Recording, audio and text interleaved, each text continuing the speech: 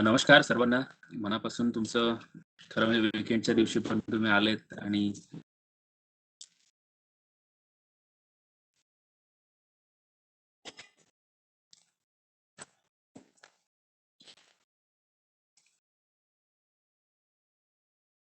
मला फक्त एक थंब द्या, की माझा आवाज येतोय सर्वांना आणि मी दिसतोय सगळ्यांना. येस.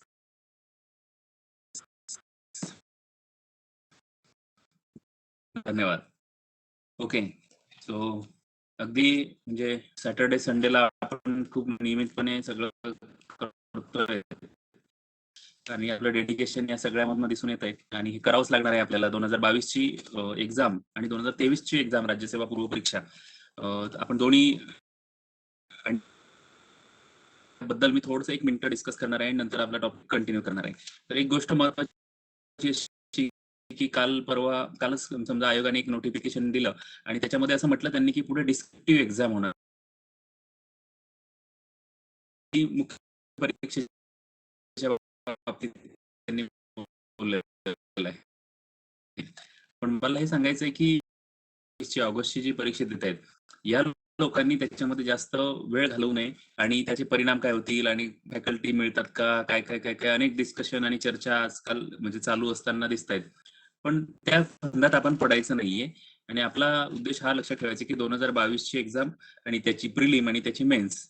तर आता तरी आपल्याला हाच पॅटर्न आहे आणि याच पॅटर्नवर आपण फोकस करायचा आहे. पुढे काय होईल याच्यावरती प्रकारचं डिस्कशन किंवा काही सध्या न करता आहे ते चालू ठेवायचं आणि या परीक्षेपुरतं मर्यादित राहून आपण अभ्यास करायचा आहे. तर आपण हाच पॅटर्न सध्या 2022 चा जो आहे त्याचप्रमाणे सगळं कंटिन्यू करणार आहोत. तर आपण गेल्या सेशन मध्ये एकूण 4 सेशन्स आपले आतापर्यंत झालेले आहेत. 4 सेशन मध्ये आपण सेल पासून सिस्टीम पर्यंत गेलेलो आणि आत्ताचं जे आहे म्हणजे नर्वस सिस्टीम बघितली.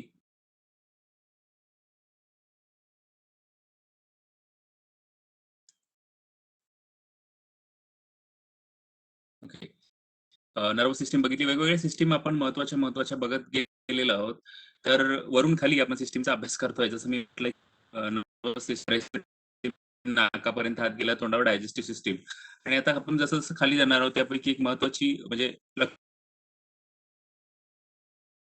काही त्याचा प्रश्न नाहीये. च्या दृष्टीने आणि या सगळ्या परीक्षेच्या दृष्टीने आपल्याला सगळ्या सिस्टीम शिकायच्या आहेत. तर आज आपण जे शिकणार आहोत किंवा लक्षात घेणार आहोत ती अत्यंत महत्त्वाची सिस्टीम आहे. ती म्हणजे डायजेस्टिव्ह सिस्टीम. खरं तर असं म्हटलेलं आहे आयोगाने की आपला सिलेबस हा 10वी पर्यंतचं विज्ञान. पण या सिस्टीमचा अभ्यास जेव्हा आपण करतो, तर हे 10वी पर्यंत नाही, थोडंसं लिटल 12वी पर्यंतचा अभ्यास याच्यामध्ये जातो. तेवढं अगदी 10वी पर्यंत इतकं कमी प्रश्नही ते विचारत नाहीत. थोडासा प्रश्नाची लेवल ही नक्कीच हाय असते. त्यामुळे आपल्याला हा जो विषय आहे किंवा हे जे प्रश्न आहे सोडवताना थोडंसं जास्त नॉलेज असणं, जास्त समज असणं त्या विषयाची गरजेचं आहे. तर आज आपण बघणार आहोत की रिप्रोडक्टिव्ह सिस्टीम. रिप्रोडक्टिव्ह सिस्टीम या शब्दाचा तसा टेक्निकल अर्थ जर आपण घेतला तर नेमकं काय असतो की काय नेमकी रिप्रोडक्टिव्ह सिस्टीम असते. तर थोडक्यात सांगायचं असं झालं की एखादी सजीव वस्तू, एखादी सजीव, मी मुद्दाम वस्तू हा शब्द वापरतोय, ऑर्गॅनिझम म्हणूया त्याला. एखादा सजीव ऑर्गॅनिझम हा जेव्हा त्याच्यासारख्या दुसऱ्या ऑर्गॅनिझमला उत्पत्तीची करतो, त्या दुसऱ्या ऑर्गॅनिझमची जेव्हा उत्पत्ती करतो, उदाहरणार्थ जर आपण घेतलं तर एखादा मेल फिमेल ऑर्गॅनिझम म्हणजे ह्युमन बिईंग पासून एखादा नवीन बाळ जन्माला येणं किंवा प्राण्यांपासून एखादा नवीन प्राणी येणं किंवा वनस्पतीपासून एखाद्या नवीन वनस्पती तयार होणं, तर ह्या वेगवेगळ्या लेवलवरती याची उत्पत्ती होणं, या एकूण प्रोसेसला, ही जी उत्पत्तीची प्रोसेस आहे किंवा हे जे शास्त्र आहे, याला आपण म्हणूया रिप्रोडक्शन. याला आपण म्हणूया रिप्रोडक्शन. रिप्रोडक्शन, परत प्रोडक्शन करायचं आहे. तर सिमिलर असलेलं. तर जेव्हा आपण प्रोडक्शनचा विषय करतो, त्यावेळेस आपल्याला 2-3 गोष्टी लक्षात घ्यायच्या आहेत. तर प्रोडक्शन हे 2 प्रकारच्या ॲनिमल्स मध्ये होते किंवा ऑर्गॅनिझम मध्ये होते. ॲनिमल्स म्हणण्यापेक्षा आपण ऑर्गॅनिझम असा शब्द वापरू. 2 प्रकारच्या ऑर्गॅनिझम मध्ये होते. एक असतात जे युनिसेल्युलर युनिसेल्युलर म्हणजे अमिबा, ज्या एकाच पेशीचं त्यांचं पूर्ण शरीर बनलेलं असतं.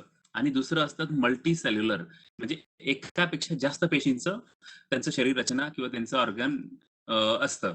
आणि तिसरं प्रकरण जे आपण बघणार आहोत ते आपलं ह्युमन बिईंग मधलं. आपण आपलं म्हणजे मेल आणि फिमेल रिप्रोडक्टिव्ह सिस्टीम अगदी खोलात जाऊन त्याचा अभ्यास करणार आहोत, कारण ते आपल्याला परीक्षे दृष्टीने महत्वाचं आहे.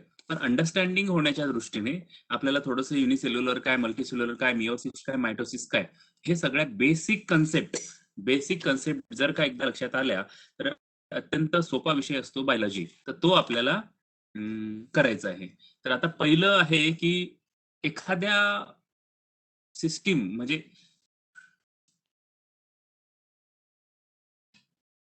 किंवा एका जिवंत प्राण्यापासून दुसरा जिवंत प्राणी तयार होणार, लिव्हिंग टू अदर लिव्हिंग, नवीन बॉर्न त्याच्यासारखाच तयार होणार. या प्रोसेसला आपण म्हणतो रिप्रोडक्शन. आलं लक्षात? आणि दुसरं असं आहे की याला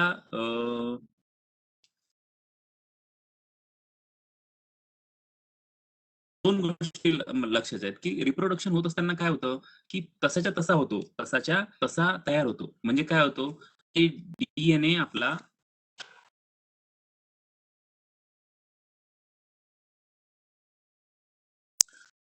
थोडासा माझा ऑटोमॅटिकली कॅमेरा बंद होतोय. मला माहिती नाही काय अडचण आहे ती. पण मी मध्ये-मध्ये बंद पडला तर चालू करतो. थोडं इंटरप्शन त्याच्यामुळे येतंय. अ, तर पुढे जाऊयात, की डी जो असतो, डीऑक्सी ॲसिड, डी जो असतो, तो डी हा जेनेटिक मटेरियल असतं. म्हणजे डी मध्ये सगळी माहिती साठवलेली असते. मॉलिक्युलर बायोलॉजीच्या भाषेत. आता आपल्याला एवढी मॉलिक्युलर बायोलॉजी आणि काय आपल्या अभ्यासाच्या दृष्टीने महत्वाचं नाहीये. पण आपल्याला एवढं लक्षात ठेवायचं आहे, की म्हणजे डीऑक्सी ॲसिड नावाचा असा एक घटक आपल्या शरीरामध्ये आहे. पेशीच्या आतमध्ये, पेशी केंद्रकाच्या आतमध्ये असतो. ज्या पासून तशीच्या तशी उत्पत्ती होते. उदाहरणार्थ जर आपण एखाद्या कागदाची झेरॉक्स मारली तर दुसरी झेरॉक्स तशीच तयार होते. पण आपली झेरॉक्स अशी तयार होत नाही. म्हणजे आपल्या ह्युमन बिंग मध्ये असं नाही होत की बाबा चला आता ते आपण पुढे शिकूच, एकदम रिव्हील न करता हळूहळू. तर मग ही जी कॉपी होण्याचं प्रकरण आहे, एका प्राण्यांपासून दुसरी प्राणी तयार होतो, या सगळ्या प्रोसेसला आपण म्हणतो डीएनए पासून तयार होणं. आणि दॅट इज पूर्ण डीएनए जो कॉपी होतो का? तर नाही होत. कारण काय होतं, की थोड्याफार फरक त्याच्यामध्ये होत असतो. काही एन्व्हायर्नमेंटल कंडिशन्स असतात, त्याच्यामुळे थोडा-थोडा चेंजेस होतात. मग याच्यामध्ये काय असतात, रिप्रोडक्शन जे आहे ते आपण म्हणूया की त्याला असेक्शुअल आणि सेक्शुअल. आपला जो मुद्दा होता की रिप्रोडक्शन. तर रिप्रोडक्शन जे होते म्हणजे नवीन तसंच्या तसं पॉप्युलेशन तयार करणं कुठल्याही स्पेसिसचं. आपण बायोडायव्हर्सिटीच्या कन्सेप्टला फक्त टच केलेला आहे. त्याच्यामध्ये म्हटलेलं आहे आपण स्पेसिस. जो शेवटची स्पेसिफिक असते त्या स्पेसिसचं काल दत्तू छायासोबत ओंकारराव फाटेच्या घरी सापडला. क्लास, डिव्हिजन, सब ऑर्डर वगैरे आपण बघितलं. तर त्याच्यामधलं जे स्पेसिस आहे, समजा ह्युमन बिईंग आहे, आपण आहोत. तर आपले अशीच्या अशी उत्पत्ती निर्माण करणं आणि किंवा एखाद्या पेशीची उत्पत्ती होणं, या सगळ्या ज्या गोष्टी आहेत, ह्या होत असताना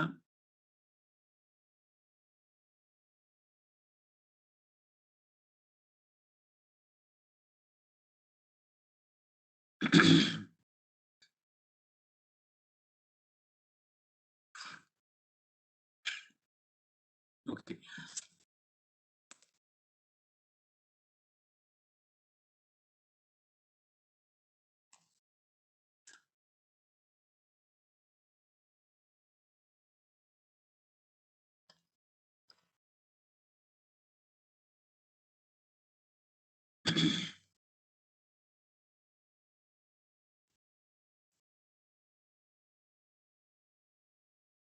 ही जेव्हा गोष्ट तयार होत असते म्हणजे रिप्रोडक्शनची प्रक्रिया जेव्हा पूर्णपणे चालत असते, तर त्याच्यामध्ये आपल्याला 2 प्रकारे बघायचं आहे.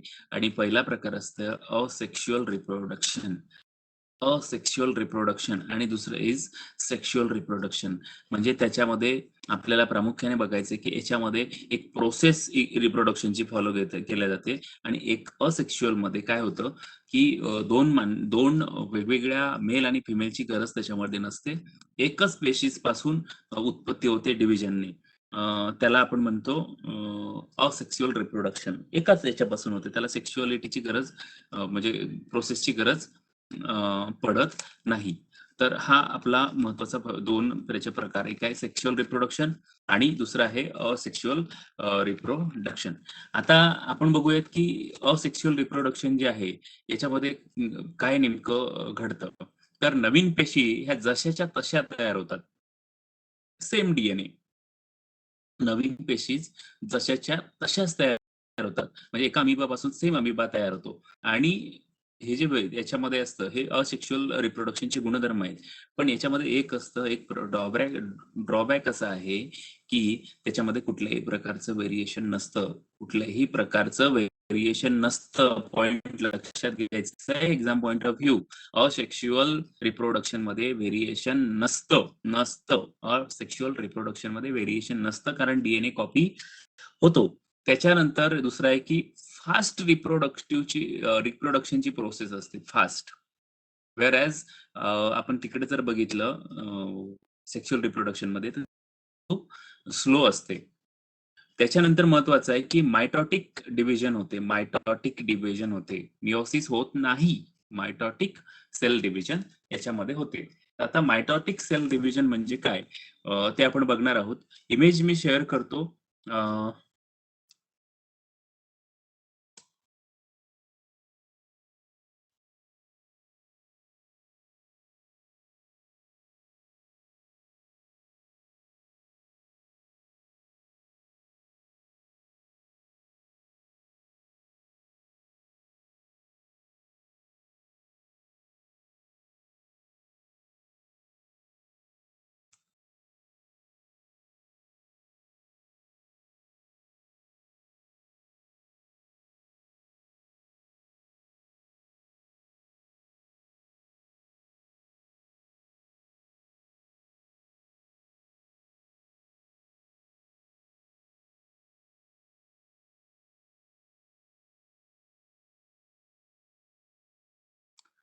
सगळ्यांना इमेज दिसतीये?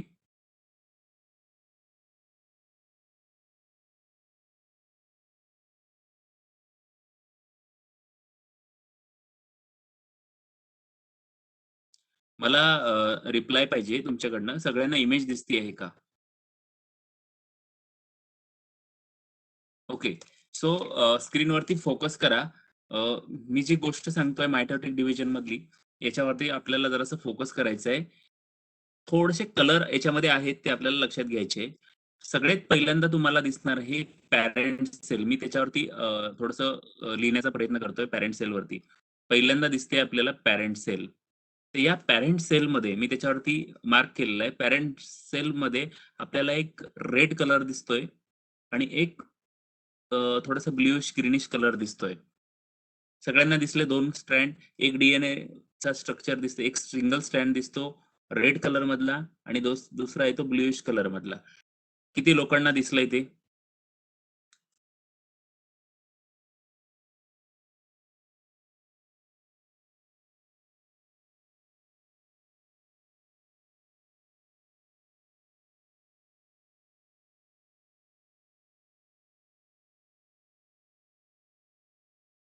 सगळ्यांना दिसतंय का? मला अहो, म्हणजे तुमचं आता दिसत नसल्यामुळे कमीत कमी थंब तरी द्या, म्हणजे मला पुढे सरकता येईल.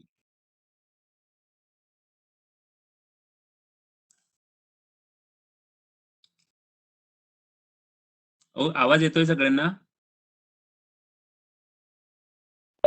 येस सर, आवाज येतोय सर. Yes, yes, yes.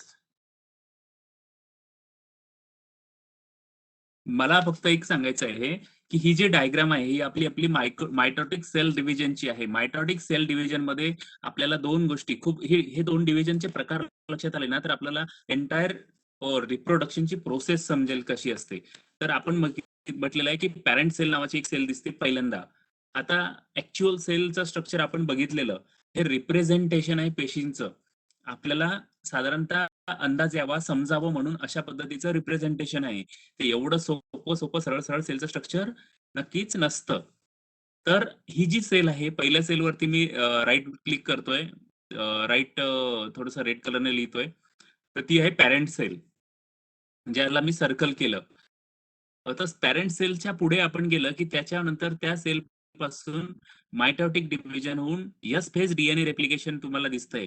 म्हणजे सिंगल फेज डीएनए रेप्लिकेशन त्याला आपण म्हणतो. रेप्लिकेशन म्हणजे काय, की एकापासून दुसरा डीएनए तयार झालेला आहे. तर त्याच्यामध्ये दिसतं आपल्याला, की ग्रीनच्या 2 स्ट्रीप तयार झालेल्या आहेत. 2 डीएनएचे ते क्रोमोझोम तयार झालेले आहेत. त्याला क्रोमोझोम म्हणतात. तर आपण एवढंच लक्षात ठेवायचं आहे, की ग्रीनचे 2 थ्रेड्स तयार झालेले आहेत आणि या व्यतिरिक्त रेडचे 2 थ्रेड्स तयार झालेले आहेत. या रेडच्या 2 आणि ग्रीनच्या 2 याच्यापासनं काय झालं, की एक रेडचा आणि एक ग्रीनचा असे जाऊन दुसरी 2 डॉटर सेल्स तयार झालेल्या आहे. आता पुढच्या 2 शेवटच्या डॉटर सेलमध्ये जर आपण बघितलं, तर एक ग्रीन, एक रेड, एक ग्रीन, एक रेड असं आलेलं आहे. इथपर्यंत दिसतंय सगळ्यांना? म्हणजे मी पुढे कंटिन्यू करतो.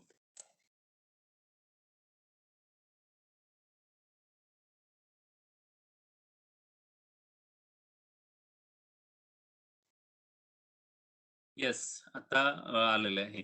तर सिंगल सेलच्या मध्ये किंवा आपल्याला असेक्स्युअल रिप्रोडक्शन मध्ये काय लक्षात ठेवायचं आहे, तर एक पेशी असते, त्या पेशीच्या आतमध्ये तो डीएनए असतो. तो डीएनए त्याच्या आतमध्ये रेप्लिकेट होतो. रेप्लिकेट होऊन त्याचे 2-2 स्ट्रँड तयार होतात. त्याच्यातला एक मिक्स होऊन वेगवेगळ्या 2 डॉटर सेल तयार होतात. याला आपण म्हणतो मायटॉटिक डिव्हिजन. मायटॉटिक डिव्हिजन मध्ये नेहमी लक्षात ठेवायचं, की बऱ्यापैकी फास्ट म्हणजे हे असते आणि व्हेरिएशन नसतं त्याच्यामध्ये. ही आपली मायटॉटिक डिव्हिजनची प्रोसेस. आता पुढचा जो भाग आहे, आपण जो बघणार आहोत पुढे, ती महत्वाची गोष्ट आहे, की असेक्शुअल रिप्रोडक्शन आपण जो बघितलं, की असेक्शुअल रिप्रोडक्शन मध्ये काय-काय असतं? तर पहिलं असतं, की बायनरी फिजन. बायनरी फिजन म्हणजे काय? सपोज आता माझ्याकडे हे हायलायटर आहे. मी तुम्हाला उदाहरण दाखवतो. हे हायलायटर आहे. दिस इज अ सेम हायलायटर आणि या हायलायटर जे आहे, या ऑरेंज कलरचं हायलायटर आहे. याचं जर मला हे करायला लागलं, फॉर एक्झाम्पल आणखी थोडंसं सोपं करूया, की हे हायलायटर आहेत. इमॅजिन करूया, की 2 हायलायटर नसून हे एकच हायलायटर आहे आणि एकाच कंपनीचे आहेत. थोड्या समजण्यासाठी करूयात. एकाच कंपनीचे आहेत 2 हायलायटर. ही कंपाउंड एक सेल आहे आणि याचं जर असेक्स्युअल रिप्रोडक्शन झालं, तर म्हणजे या सेलला जर मधनं कट बसला असा आणि ऑटोमॅटिक 2 वेगळ्या झाल्या, तर काय होईल?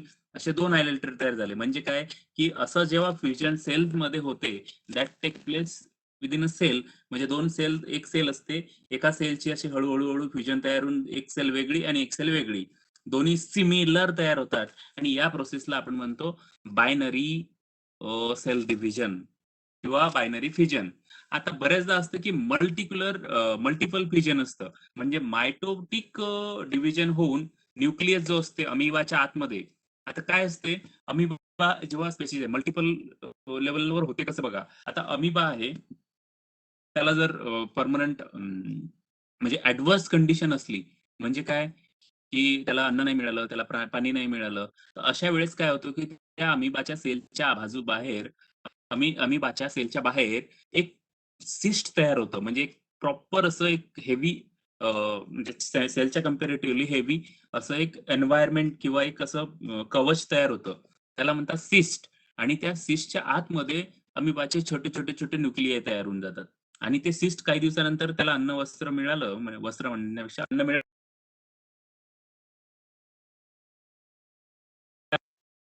बरस्ट होऊन जातं आणि ते तुटलं. एकदाचं ते तुटलं, की त्याच्यामधनं मल्टिपल न्यूक्लियाय बाहेर येतात.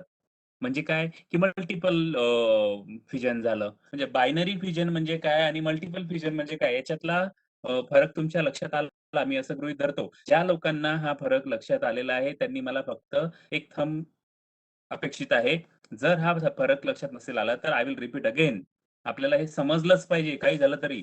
इथं जर समजलं, तर मरेपर्यंत लक्षात राहील आणि खरंच कठीण नाहीये समजायला बायोलॉजी. खूपच काय अवघड आहे वगैरे असं काही नाही. मी अगदी साधी-साधी उदाहरणं घेऊन समजावायचा प्रयत्न करतो. आलं लक्षात? परत बायनरी फिजन मध्ये काय होतं, की एक पेशी असते कंप्लीट. या पेशीचं काय होतं, हळू इथे एक डिप्रेशन तयार होऊन असे गॅप तयार होतात. मला वाटतं दिसतंय सगळ्यांना. तर ती पेशी डिव्हाईड होऊन जाते. एकाचे 2 इक्वल पार्ट तयार होतात आणि इक्वल पार्ट तयार होण्याच्या प्रोसेसला म्हणतात binary fission. F-I-S-S-I-O-N binary fission. पण अशा कंडिशन मध्ये किंवा अशा सिच्युएशन मध्ये किंवा एखाद्या सिंगल युनिसेल्युलर ॲनिमलला ऑर्गॅनिझमला, ॲनिमल नाही म्हणता येणार, ऑर्गॅनिझमला उदाहरणार्थ अमिबाला जर त्याला पाणी मिळालं नाही, जर त्याला फूड मिळालं नाही, तर त्या कंडिशन मध्ये त्याच्या भोवती, त्या अमिबाच्या पेशीच्या भोवती एक सिस्ट तयार होतं आणि ते सिस्ट व्यवस्थित डेव्हलप होतं. सिस्ट व्यवस्थित डेव्हलप झाल्यानंतर आतमध्ये वेगवेगळे न्यूक्लियाय तयार होतात आणि ते वरचं सिस्ट ब्रेक होतं. सिस्ट ब्रेक झालं की आतमधनं सगळे सेल्स बाहेर येतात. इमॅजिन करा की आपला क्रिकेटचा बॉल आहे, त्या बॉलच्या आतमध्ये छोटे छोटे बॉल तयार झाले आणि वरचा कव्हर फाडलं आणि आतमधनं सगळे छोटे छोटे बाहेर बॉल आले. तर that happens due to the environmental condition. बाहेरच्या वातावरणामधल्या एन्व्हायरमेंटल कंडिशनच्या याने ते होतं आणि ते तसं झाल्यामुळे त्यातनं जे बाहेर पडणार असतं ते वेगवेगळे मल्टिपल सेल्स बाहेर पडतात आणि त्याला म्हणतो आपण मल्टिपल फ्युजन. आलं लक्षात? Multiple fusion, binary fusion, asexual reproduction मध्ये आपण दोन गोष्टी बघितल्या. एक बघितली आपण बायनरी फ्युजन, दुसरी बघितली आपण मल्टिपल फ्युजन. आता तिसरी प्रकार असा आहे की समजा एखादी सेल आहे, उदाहरणार्थ समजा एखादी सेल आहे, समजा ही सेल आहे, माझा हात म्हणजे ही सेल आहे गोल आणि या सेलच्या वर इथं हे असं टोक आलेलं आहे, दॅट इज बडिंग. एखादा बटाट्याच्या वरती आतमध्ये येतं, बटाट्याच्या वरून येतं किंवा बऱ्याचदा एक असं गोल स्ट्रक्चर बाहेर येतं, त्याला म्हणतो आपण बडिंग. म्हणजे सेम तसंच. आणि ते बडिंग काय होतं, ग्रोथ होती त्या बडिंगची आणि ते डिटॅच होतं मेन सेल पासून. त्या प्रोसेसला म्हणतात बडिंगची प्रोसेस. म्हणजे सेम तयार होते सेल, मोठी होती नंतर बाहेर जाते सगळं. पण आतमध्ये आधी छोटंसं बडिंग, अशी कळी येते, त्याला छोटीशी बड येतो आणि तो बड डेव्हलप होऊन बाहेर येऊन जातो, त्याला म्हणतात बडिंग. हे कशामध्ये आढळते आपल्याला, तर ईस्ट मध्ये आढळते. आलं लक्षात? ईस्ट नावाचं जे असतं त्याच्यामध्ये हे आढळतं आपल्याला. त्याच्यानंतर आपण जेव्हा जेव्हा बघतो की मल्टी सेल्युलर मध्ये, आता हे सगळं बघितलं आपण युनिसेल्युलर मध्ये. युनिसेल्युलर मध्ये बघितलं आपण 2-3 प्रकार आहेत. खूप कन्फ्युजन करणारा प्रश्न निर्माण होतो याच्यात, पण जर लक्षात आलं खूप सोपं आहे. युनिसेल्युलर आणि मल्टीसेल्युलर 2 प्रकारच्या पेशी आहेत. आपलं ह्युमन बिइंगचं सोडूनच द्या. त्याचा आता सध्या विचार आणूच नका डोक्यात. सगळ्यांच्या आतमध्ये डीएनए असतो किंवा आरएनए असतो. जेनेटिक मटेरियल स्टोअर कसं RNA in the form of RNA or DNA. आपण लक्षात घ्यायचं की इथे डीएनए आहे. बरोबर. मग डीएनए काय असतो, डबल स्ट्रँड असतो. मग एक त्याचा ग्रीन स्ट्रँड आहे आणि एक त्याचा रेड स्ट्रँड आहे. मग हे ग्रीन आणि रेड स्ट्रँड जर आहेत, या दोघांना मिळून एक डीएनए तयार होतो. मग हे डीएनए जे आहेत हे वेगळेच झाले. एक 2 स्ट्रँड, एक ग्रीन स्ट्रँड, एक रेड स्ट्रँड पेशीच्या आतमध्ये. बरोबर.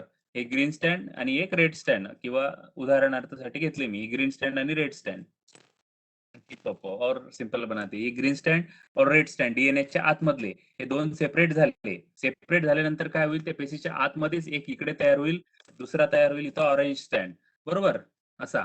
आणि याच्यासोबत दुसरा हा तयारचा कलर होईल. म्हणजे असे 2-2 स्टँड तयार झाले. या 2 पासून 2 वेगळे आणि 2 वेगळे झाले की त्याचं होते मिओसिस, मायटोसिस. मायटोसिस झालं, मायटोटिक डिव्हिजन झालं की मग आपल्याला काय करायचंय, हे सगळं सेलच्या आतमध्ये होते. मग आपण बघतो युनिसेल्युलर मध्ये असेक्शुअल रिप्रोडक्शन, म्हणजे 2 प्रकारचे ऑर्गॅनिझम आहेत, एक मल्टीसेल्युलर आणि दुसरा युनिसेल्युलर. आणि आपल्याला या युनिसेल्युलर आणि मल्टीसेल्युलरच्या आतमध्ये होणारं रिप्रोडक्शन बघायचं आहे. आणि त्याच्यानंतर आपण ह्युमन बिइंगचं रिप्रोडक्शन बघू. हे समजलं की ते समजायला सोपं जाईल, कारण त्याच्यामध्ये आपल्याला डायग्राम आहे, तिथं डायग्राम दाखवायला थोडंसं अवघड जातंय. आता मग बघायचं आपल्याला असेक्शुअल रिप्रोडक्शन. हा आपण किंवा किंवा हे सेक्शुअली नाही असं रिप्रोडक्शन आपण बघतो आणि ते बघतोय आपण मल्टी सेल्युलर मध्ये. आता युनिसेल्युलर मध्ये बघितलं आपण, युनिसेल्युलर मध्ये 3 प्रकारे होते. आयदर बायनरी फिजन होते किंवा मल्टिपल फिजन होते किंवा बडिंग होते. बायनरी फिजन, मल्टिपल फिजन किंवा बडिंग 3 प्रकारे, 3 पैकी एक होऊन जाते आणि युनिसेल्युलर मध्ये काम होऊन जाते. त्याच्यानंतर मल्टीसेल्युलर मध्ये काय होतं, तर मल्टीसेल्युलर मध्ये होतं फ्रॅगमेंटेशन. मल्टीसेल्युलर मध्ये होतं फ्रॅगमेंटेशन. फॉर एक्झाम्पल काय असतं की गायरा नावाचं जे स्पीसीज आहे त्याच्यामध्ये फ्रॅगमेंट्स तयार होतात. फॉर एक्झाम्पल आता हे आपलं एक एक स्पायरोगायरा आहे आणि या स्पायरोगायराला भरपूर प्रमाणात फूड मिळालं, अन्न वस्त्र नाही म्हणता येईल, भरपूर प्रमाणात फूड मिळालं. फूड मिळाल्यानंतर त्याला पाणी मिळालं, सगळे रिसोर्सेस भरपूर आहेत. मग then it will start developing, त्याचं फ्रॅगमेंट होईल.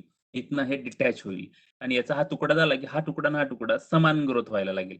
हे झालं मल्टीसेल्युलर मधलं फ्रॅगमेंटेशन. ऑटोमॅटिक एक तुकडा वेगळा झाला की तो डेव्हलप व्हायला लागतो. आपल्याला उदाहरण लक्षात ठेवायचं आहे स्पायरो गायरा. त्याच्यानंतर आहे दुसरं आहे की रिजनरेशन म्हणजे काय होतं की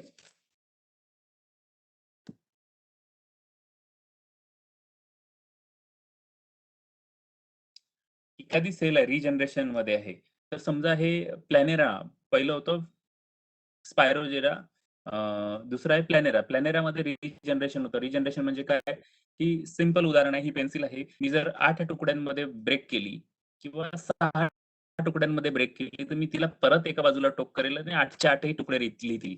that is regeneration. Simple example मध्ये मी समजवायचा प्रयत्न करतोय म्हणून हे उदाहरण दिलेलं आहे. दॅट इज आपलं रिजनरेशन. तर अनेक फ्रॅगमेंट अनेक तुकड्यांमध्ये होतील आणि ते तुकडे परत ऑर्गॅनिझम सारखे ग्रो होतील आणि that will happen in the planaria नावाच्या स्पेसिस मध्ये हे सगळं घडणार. तर याच्यामध्ये हे आपल्याला दिसतं. मल्टी सेल्युलर ऑर्गॅनिझम मध्ये आणखी एक गोष्ट लक्षात ठेवायची आहे की बडिंग सुद्धा होतं याच्यामध्ये. जसं युनिसेल्युलर मध्ये बडिंग होतं तसंच मल्टीसेल्युलर मध्ये सुद्धा बडिंग होतं आणि मल्टीसेल्युलर मध्ये होणारं बडिंग कशामध्ये होतं तर हायड्रा नावाच्या स्पीसीज मध्ये होतं. आता आपल्याला युनिसेल्युलर आणि मल्टीसेल्युलर कोणते कोणते आहेत हे लक्षात ठेवायचं आहे. तर पहिल्यांदा ईस्ट आणि अमिबा हे सगळे मल्टीसेल्युलर आहेत. स्पायरोगायरा, प्लॅनेरा आणि हायड्रा. स्पायरोगायरा, प्लॅनेरा आणि हायड्रा हे सगळे मल्टीसेल्युलर आहेत. त्याच्यानंतर आपल्याकडे एक नवीन प्रकार येतो रिप्रोडक्शनचा. आणि दॅट नवीन प्रकार इज दुसरं तिसरं काही नसून असेल क्लोनिंग. तुम्ही ऐकलं असेल, क्लोन. कम्प्युटरमध्ये जास्त हा शब्द वापरला जातो, पण तसंच कम्प्युटरच्या ऐवजी हा क्लोनिंग हा शब्द बायोलॉजीमध्ये पण आलेला आहे. तर क्लोन तयार करायचा म्हणजे एखादी स्पेसिस जर गायबच होत गेली तर मग तिचा असलेल्यापासून क्लोन तयार करायचा. मग काय तसंच तसा अॅनिमल तयार होईल. सिंगल मॅच्युअर सेल पासून जसेच्या तसे नवीन प्राणी तयार होतात, तो होतो, याला क्लोनिंग म्हणतात. म्हणजे काय असेल की एखादी सिंगल मॅच्युअर सेल आहे. इमॅच्युअर आणि मॅच्युअर सेलचा अर्थ असा आहे की एखादी सेल कम्प्लिटली डेव्हलप झालेली आहे. म्हणजे न्यूक्लियस, तिचे जे काही ऑर्गन्स असतील सेलचे अवयव जे असतील ते पूर्णपणे जर डेव्हलप झालेले असतील तर त्या सेलला आपण म्हणतो मॅच्युअर सेल. आणि मॅच्युअर सेल जर असेल एखादी पर्टिक्युलर मॅच्युअर सेल जर असेल तर त्या पर्टिक्युलर मॅच्युअर सेल पासनं आपण जर एखादा नवीन ऑर्गॅनिझम तयार केला किंवा तयार करण्याच्या प्रोसेसला आपण म्हणतो क्लोनिंग. आणि या क्लोनिंगसाठी आतापर्यंतचं म्हणजे करंटच्या दृष्टीने आणि या दृष्टीने महत्वाचं आहे की आपण सगळ्यात पहिल्यांदा काय क्लोन केलं तर पहिला cloning animal on the earth असं आहे, असं पृथ्वीवरती पहिला क्लोनिंग आहे तो आहे डॉली नावाची मेंढी. डॉली लक्षात ठेवायचंय, डॉली नावाची मेंढी पहिल्यांदा आपण क्लोन केली. तर ती जी आहे 1996 ला 1996 तिचा हात आता हे पाठच करायला लागतं आणि 2003 ला ती मेली. नेहरूला जन्म दिला, 2003 ला ती मेली आणि तिने 6 पिल्लं सुद्धा दिले. आणि एवढंच लक्षात ठेवायचं आहे आपल्याला की 1996 ला ती जन्म घेतला आणि 2003 मध्ये मेली. तिचं नाव होतं डॉली. आणि पुढचा जो भाग आहे अत्यंत महत्वाचा भाग जो आहे पुढचा जो आपण शिकणार आहोत that is uh sexual reproduction in human being. त्याच्या आधी before I start the topic मी तुमच्याशी काहीतरी एक बेसिक गोष्टी शेअर करतो. त्या अत्यंत महत्वाच्या आहेत. त्या समजल्या की आपल्या लक्षात येतं. आता बघितलं आपण असेक्शुअल रिप्रोडक्शन. आतापर्यंत बघितलं आपण असेक्शुअल रिप्रोडक्शन आपण कोणामध्ये बघितलं? असेक्शुअल रिप्रोडक्शन आपण बघितलं सिंगल सेल आणि मल्टी सेल्युलर ऑर्गॅनिझम मध्ये. त्याच्यामध्ये आपण बघितलं एका प्रत्येकामध्ये 3 प्रकार आहेत. हे त्यांचं झालं. पण आता आपण बघणार आहोत वेल ऑर्गनाइज, वेल डेव्हलप्ड अॅनिमल्स मध्ये काय असतं. वेल ऑर्गनाइज, वेल डेव्हलप अॅनिमल जर असेल, तर त्याच्यामध्ये काय नेमकं असणार आहे? तर ते आपल्याला आता बघायचं आहे. तर वेल डेव्हलप आणि वेल ऑर्गनाइज स्ट्रक्चर मध्ये उदाहरणार्थ जर आपण घेतलं, तर ह्युमन बीइंग आपण घेऊया. समजा ह्युमन बीइंग. जर माणूस घेतला आपण, माणूस किंवा ह्युमन बीइंग जर घेतलं, तर आपलं आपलं वेल बीइंग त्याचं स्ट्रक्चर कसं असणार आहे? तर ते आपण इथं बघणार आहोत. तर ह्युमन बीइंगचं स्ट्रक्चर आणि ह्युमन बीइंगचं रिप्रोडक्शन कसं होतं ते आपल्याला या सेशनमध्ये कंप्लीट अंडरस्टँड करायचं आहे आणि याच्यावरचा एकही प्रश्न सोडायचा नाही. हा प्रश्न, हा टॉपिक आणि हायजीनचा टॉपिक एकमेकाशी रिलेट होतात. आता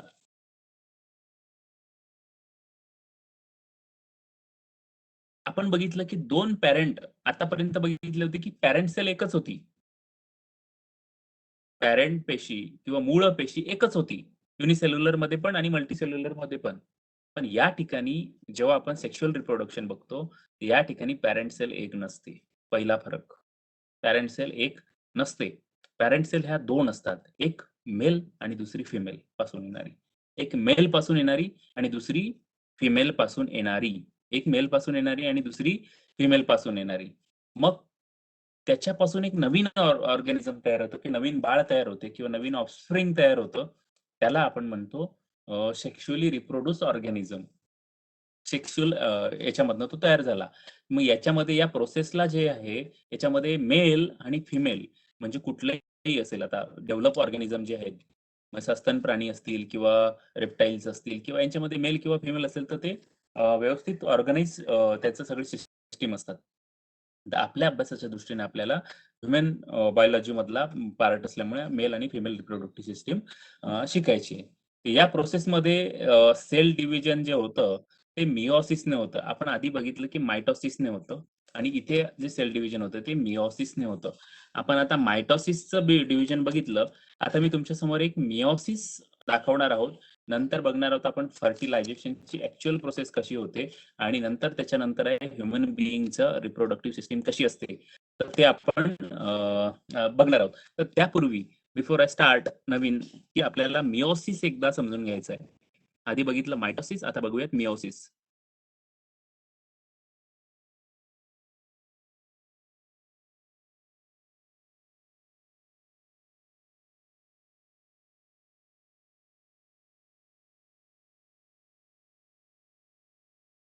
सगळ्यांना डायग्राम दिसते?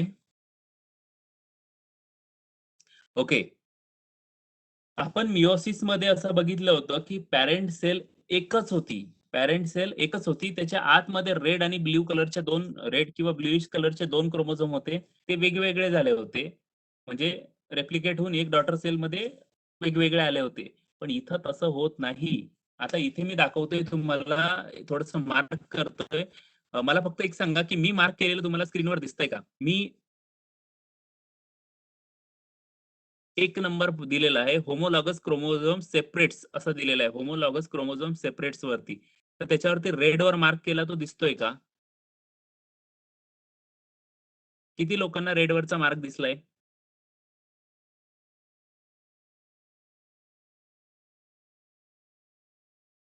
Okay.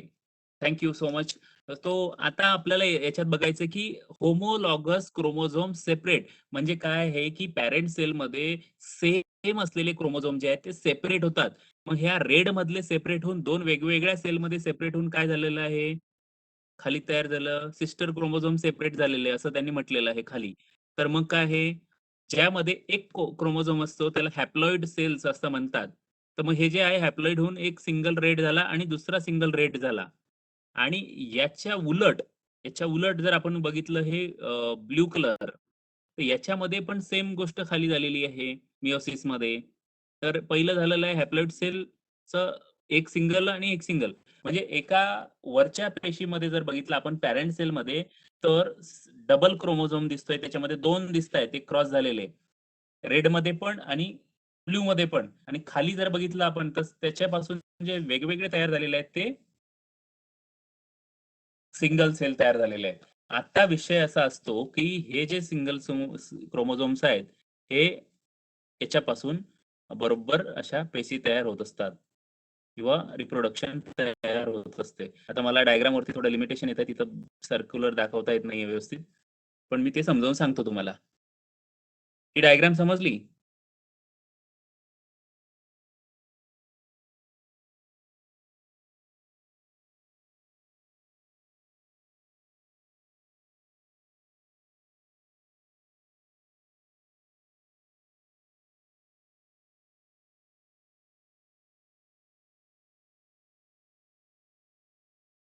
Okay.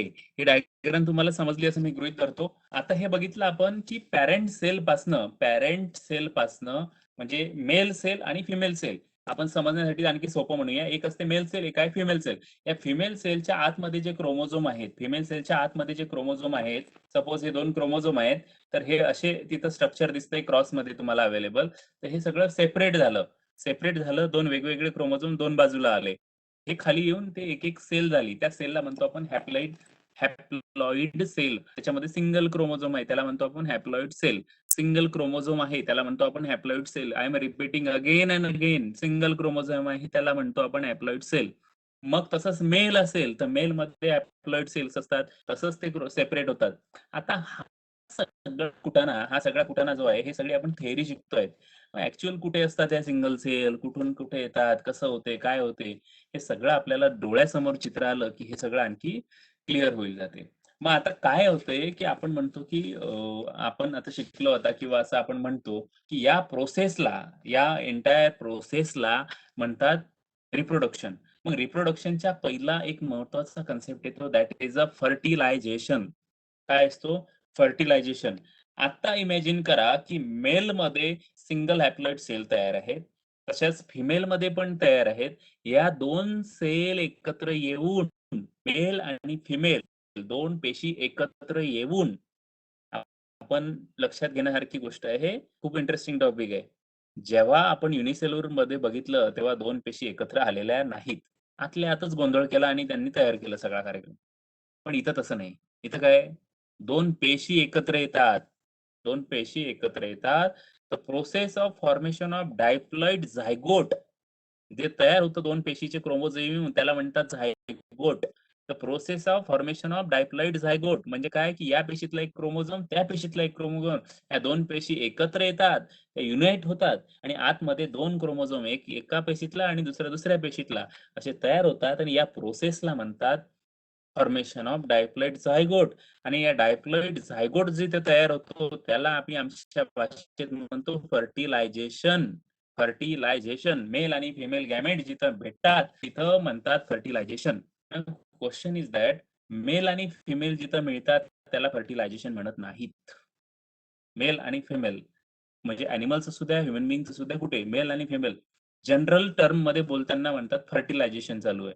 That is not a fertilisation. Scientifically in context of the biology, जेव्हा आपण बायोलॉजीच्या कंटेक्स्ट मध्ये बघतो आणि जेव्हा हा विषय शिकायला जातो, तेव्हा फर्टिलायझेशन कशाला म्हणतात, तर मेल आणि फिमेल झायगोट एकत्र येतात आणि डायप्लॉइड झायगोट, मेल आणि फिमेल हॅप्लॉइड एकत्र येतात आणि डायप्लॉइड झायगोट तयार होतो. या प्रोसेसला म्हणतात फर्टिलायझेशन.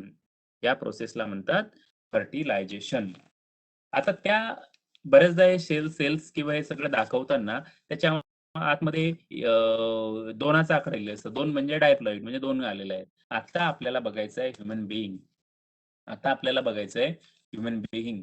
तर त्याच्या आधी मी एक डायग्राम शेअर करतो.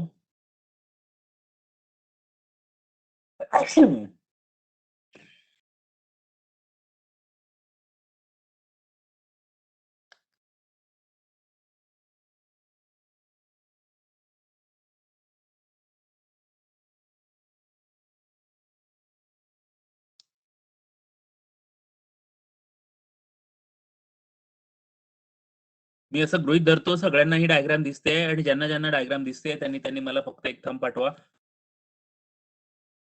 आपला सिलेबस बराच आहे, कव्हर करायचा आहे आपल्याला फास्ट. तुमचा जर फटाफट रिप्लाय. ओके सर, आपण आता शिकणार आहोत ह्युमन बॉडी मधली male reproductive system. Human body मधली मेल रिप्रोडक्टिव्ह सिस्टीम, पुरुषांची रिप्रोडक्टिव्ह सिस्टीम. स्त्रियांची आपण नंतर बघू, हे संपल्यानंतर. पहिला पार्ट जो येतो तो मेल रिप्रोडक्टिव्ह सिस्टीम मधला येतो टेस्टिस.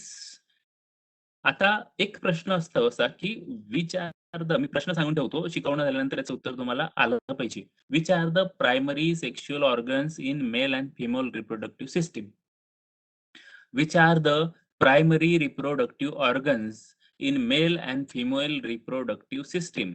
ओके, आता शिकवायला चालू. हा प्रश्न झाला. आता टीचिंग. तर मेल मध्ये टेस्टिस आणि पेनिस आर मेन किंवा प्रायमरी रिप्रोडक्टिव्ह ऑर्गन्स, टेस्टिस आणि पेनिस. मग आता आपल्या डायग्राम मध्ये जिथे तुम्हाला युरेथ्रल ओपनिंग दिसतंय, ग्रीन पोर्शन दिसतोय, ग्रीन, ज्या ठिकाणी तुम्हाला ग्रीन दिसतंय तो सगळा पार्ट आपण कन्सिडर करूया आताच्या याच्यासाठी. युरेथ्रल ओपनिंगचा पॉइंट खाली दिसलेला आहे, ते युरेथ्रल ओपनिंग पासून सगळा ग्रीन पार्ट, त्याच्या वर तुम्हाला दिसतंय कौपस ग्लँड आणि त्याच्यानंतर वर तुम्हाला दिसतंय रेड कलरचं प्रोस्टेट ग्लँड. या प्रत्येक अवयवाकडे नीट लक्ष देऊन बघा. तुमच्या लक्षात येईल की याचा प्रत्येकाचा फंक्शन आहे, प्रत्येकाचा रोल आहे आणि या प्रत्येकाचा फंक्शन आणि रोल समजलं तर हा विषय सोपा जाईल. आपण खालून त्यासाठी सुरुवात केली आहे. सगळ्यात खाली आहे युरेथ्रल ओपनिंग.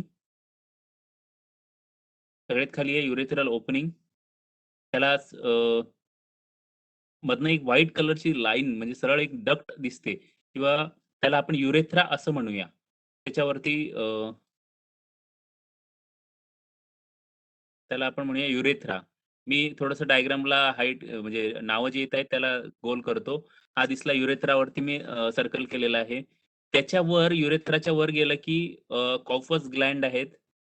दिसल्या ग्रीन कलरमध्ये, ग्रीन नाही पर्पल कलरमध्ये. त्याच्यावर गेलं की तुम्हाला सेमिनल व्हेसिकल अशा 2 दिसतील. आता एक गोष्ट लक्षात ठेवायचं, युरेथ्रा फक्त एक आहे, बाकी सगळे 2-2 आहेत. असा प्रश्न जर विचारला की तर आलं पाहिजे काय काय 2 आहे आणि काय काय 1 आहे.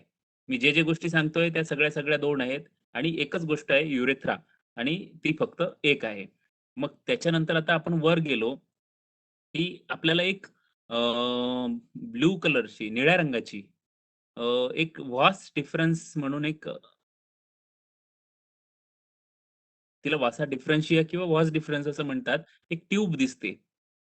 ती ट्यूब जी दिसली, ती ट्यूब आहे खाली पर्पल रंगाच्या ज्या हे आहेत, ते गोल-गोल हे आहेत, त्याला आपण म्हणतो टेस्टिस. पर्पल रंगाचं जे गोल-गोल आहे, त्याला म्हणतो आपण टेस्टिस. मी टेस्टिसवरती मार्क केलेलं आहे. त्याला म्हणतो आपण टेस्टिस. ऑर्गनची नावं लक्षात घ्या, म्हणजे ऑटोमॅटिक मी प्रोसेस जेव्हा एक्सप्लेन करेल, तेव्हा तुम्हाला समजून जाईल. तर त्याला म्हणतो आपण टेस्टिस. आता हे टेस्टिस पासून आता टेस्टिस 2 आहेत. त्या 2च्या वर एक सी शेप असा आकार आहे. म्हणजे ही जी ट्यूब आहेत ह्या 2, ह्या जवळ-जवळ 6 मीटर लाँग अशा ट्यूब आहेत. तर या ट्यूब मधनं काय होतं, की या टेस्टिसच्या आतमध्ये आपलं एपिडायडमिस जे दिसतंय तुम्हाला, ते सी शेपचा जो आकार आहे, तो म्हणतात एपिडायडमिस. सी शेपचं जे ब्लू कलरचं स्ट्रक्चर आहे, त्याला म्हणतात एपिडायडमिस. म्हणजे टेस्टिसच्या आतमध्ये स्पर्म तयार होतो. डायडमिसच्या मध्ये तो जाऊन स्टोअर होतो. तिथं जाऊन त्याची वाढ होते, न्यूट्रिशन सगळं त्याला मिळतं. तिथून तो जातो त्या ट्यूबने वरून जातो. हे बघा ही ट्यूब दोन्ही बाजूला आहेत. या ट्यूब मधनं तो जातो. त्याच्यामध्ये ॲड होतं सेमिनल व्हेसिकल मधून सेमिनल फ्लुइड. सेमिनल व्हेसिकल मधून त्याच्यामध्ये ॲड होतं सेमिनल फ्लुइड. सेमिनल फ्लुइड मधून थोडंसं पुढे गेला की त्याच्यामध्ये प्रोस्टेट ग्लँड आहेत. तिथून प्रोस्टॅटिक फ्लुइड त्याच्यामध्ये ॲड होतं. आता हे फ्लुइड काय आणि त्याचं काम काय पुढे-पुढे बघू. आणि याच्या खाली गेलं की कॉफस ग्लँड आहे आणि त्याच्यातून खाली युरेथ्रल ओपनिंग आणि त्याच्यातून जे म्हणजे पेनाइलचा किंवा पेनिसचा जो पुढचं ओपनिंग आहे त्याच्यामधनं हे जे सेल्स आहेत, ह्या सेल्स फिमेलच्या बॉडीमध्ये जातात. मेल आणि फिमेल. फिमेलच्या बॉडीमध्ये जातात. फिमेलच्या बॉडीमध्ये गेल्यानंतर पुढे काय होते ते नंतर आपण पुढच्या फिमेल रिप्रोडक्टिव्ह सिस्टममध्ये बघू. ही सिस्टम तुमच्या लक्षात आली पाहिजे. आता ही डायग्राम मी स्क्रीनवरच ठेवतो आणि मी एक्सप्लेन करतो एक-एक पार्ट. तुम्हाला एक पार्ट झाला समजावून, की मी तुम्हाला थंब मागणार. तो फक्त लक्ष देऊन ऐकायचा आहे. नीट लक्ष देऊन ऐका म्हणजे आयोगाच्या परीक्षेसाठी तर कामाचं आहेच आहे, पण ओव्हरऑल आयुष्यभरही काही माहीत असलेलं वाईट नाहीये. तर सगळ्यात पहिल्यांदा मेल रिप्रोडक्टिव्ह सिस्टमचे प्रायमरी ऑर्गन आहेत टेस्टिस आणि पेनिस. टेस्टिस आणि पेनिस म्हणजे काय, की जे बॉडीच्या बाहेर आहेत असे ऑर्गन दोन आहेत, ते दॅट इज टेस्टिस आणि पेनिस. तर पहिलं दिसतं आपल्याला ग्रीन कलर मध्ये पेनिस, आणि दुसरं दिसतं आपल्याला पर्पल कलर मध्ये जे गोल गोल स्ट्रक्चर आहे, that is testis.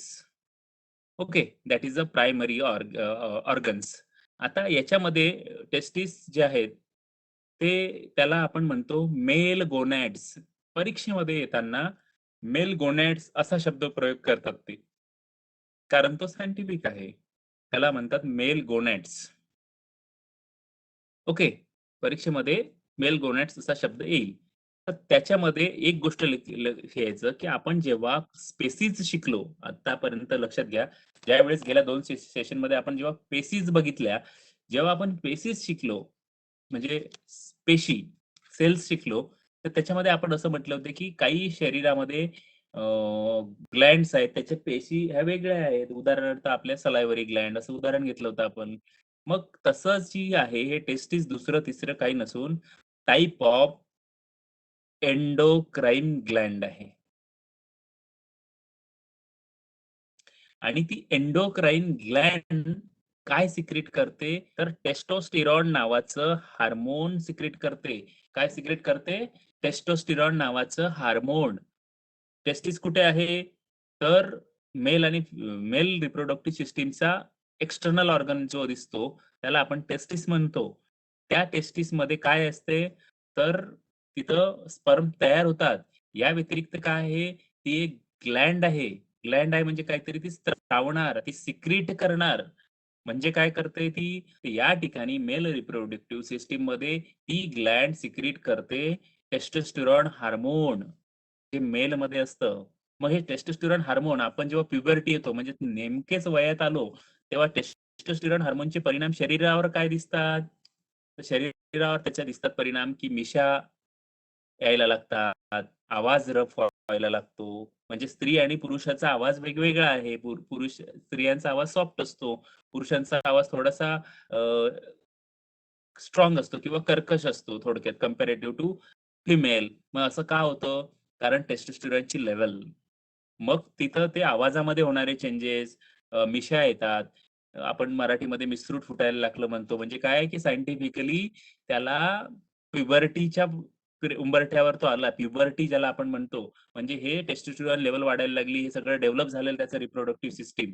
He reproductive system develop होणं म्हणजे प्युबर्टी येणं थोडक्यात.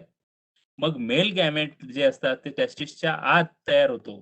त्याला स्पर्म असं म्हणतात. मग आता आपल्याला माहित पाहिजे स्पर्म म्हणजे काय? तर ते आपण स्पर्मचं स्ट्रक्चर आपण आज शिकणार आहोत. त्याच्यात काही वादच नाहीये. पण मग त्यालाच आपण म्हणतो मेल गॅमेट्स. त्याला आपण काय म्हणतो? Male gametes. त्याला आपण म्हणत असतो मेल गॅमेट्स. मेल गॅमेट्स कुठे तयार होतात? तर टेस्टिसच्या आतमध्ये. टेस्टिसच्या आतमध्येच मेल गॅमेट्स तयार होतात. त्यालाच आपण स्पर्म असं म्हणतो. दुसरी एक गोष्ट अशी आहे, की फॅक्ट म्हणून लक्षात ठेवायची किंवा प्रश्न येणार म्हणून लक्षात ठेवायची आहे, आणि ती अशी आहे, की मेल गॅमेट्स जिथं तयार होतात, ज्याला आपण टेस्टिस म्हणतो, तर टेस्टिसचं टेम्परेचर नॉर्मल बॉडी टेम्परेचरच्या पेक्षा साधारणतः 2 ते 3 डिग्री सेल्सिअसने कमी असतं. मग टेस्टिसचं टेम्परेचर कायम ॲडजस्टेबल राहावं म्हणून त्याला वर जी पिशवी असते, त्याला म्हणतात स्क्रॉटम. त्याला म्हणतात स्क्रॉटम. आणि स्क्रॉटमचं काम काय आहे, की त्याला टेम्परेचर ॲडजस्ट करण्याला मदत करणे. जर बॉडीचं टेम्परेचर वाढलं, जर बॉडीचं टेम्परेचर वाढलं, तर स्क्रॉटम रिलॅक्स होतात. थोडंसं त्याला बॉडीपासून डिस्टन्स ठेवण्याचा प्रयत्न करतात. आणि जर बाहेरचं टेम्परेचर कमी झालं, थंडी वाढली आणि बॉडीचं टेम्परेचर जास्त आहे, तर अशा वेळेस स्क्रॉटम कॉन्ट्रॅक्ट होतात आणि बॉडीचं टेम्परेचर टेस्टिसला देण्याचा प्रयत्न करतात. तर हे 2 ते 3 डिग्री सेल्सिअसचा डिफरन्स मेंटेन करण्याचं काम हे कोण करतं? तर हे काम करतं स्क्रॉटम.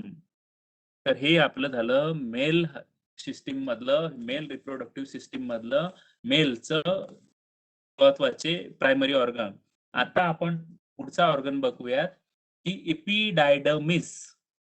पुढचा ऑर्गन आहे एपिडायडमिस. पुढचा ऑर्गन आहे एपिडायडमिस. म्हणजे सी सारखा आकार आहे. टेस्टिसच्या वर ब्लू कलरचा दोन्ही साइड, 2 टेस्टिस आहेत, दोन्ही साइडला सी कलरचा हे आहे, म्हणजे शेप आहे.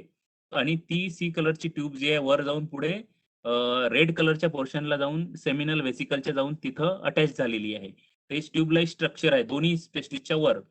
तर मग हे जे ट्यूब आहे ही पूर्ण जवळ 6 मीटर लांबीची आहे. म्हणजे 6 मीटर लांबी म्हणजे तुम्ही इमॅजिन करा किती लांब असणार ती. 6 मीटर कापड जर घेतलं आपण अंदाजी तर 6 मीटर लांब म्हणजे भरपूर लांब आहे. तर मग ती अशी कॉईल सारखी त्याच्यावर फोल्ड करून त्याच्यावरती बसलेली आहे. आणि त्याला म्हणतात इपिडायडमिस. सी सारखा आकार असतो. त्या सी सारख्या आकाराला म्हणतात इपिडायडमिस. आणि त्या इपिडायडमिसचं काम काय आहे? तर स्पर्म सेलचा विकास करणे. तर मग आता जर प्रश्न विचारला थोडंसं मी विनोदाने बोलतो, तर स्पर्म सेलचा विकास कुठे होतो? तर तो इपिडायडमिस मध्ये होतो, असं उत्तर आपण दिलं पाहिजे. तर स्पर्म सेल कुठे डेव्हलप होतात? म्हणजे कोणाचं स्पर्म सेल मेलच्या कुठे डेव्हलप होतात? तर इपिडायडमिस मध्ये होतात. देशाची उत्पत्ती कुठे होते? तर टेस्टिस मध्ये तयार होते अर्धी, आणि अर्धी फिमेल ऑर्गॅनिझम मध्ये ऑर्गन्स मध्ये होते. त्याच्यात त्याला एक्स म्हणतात.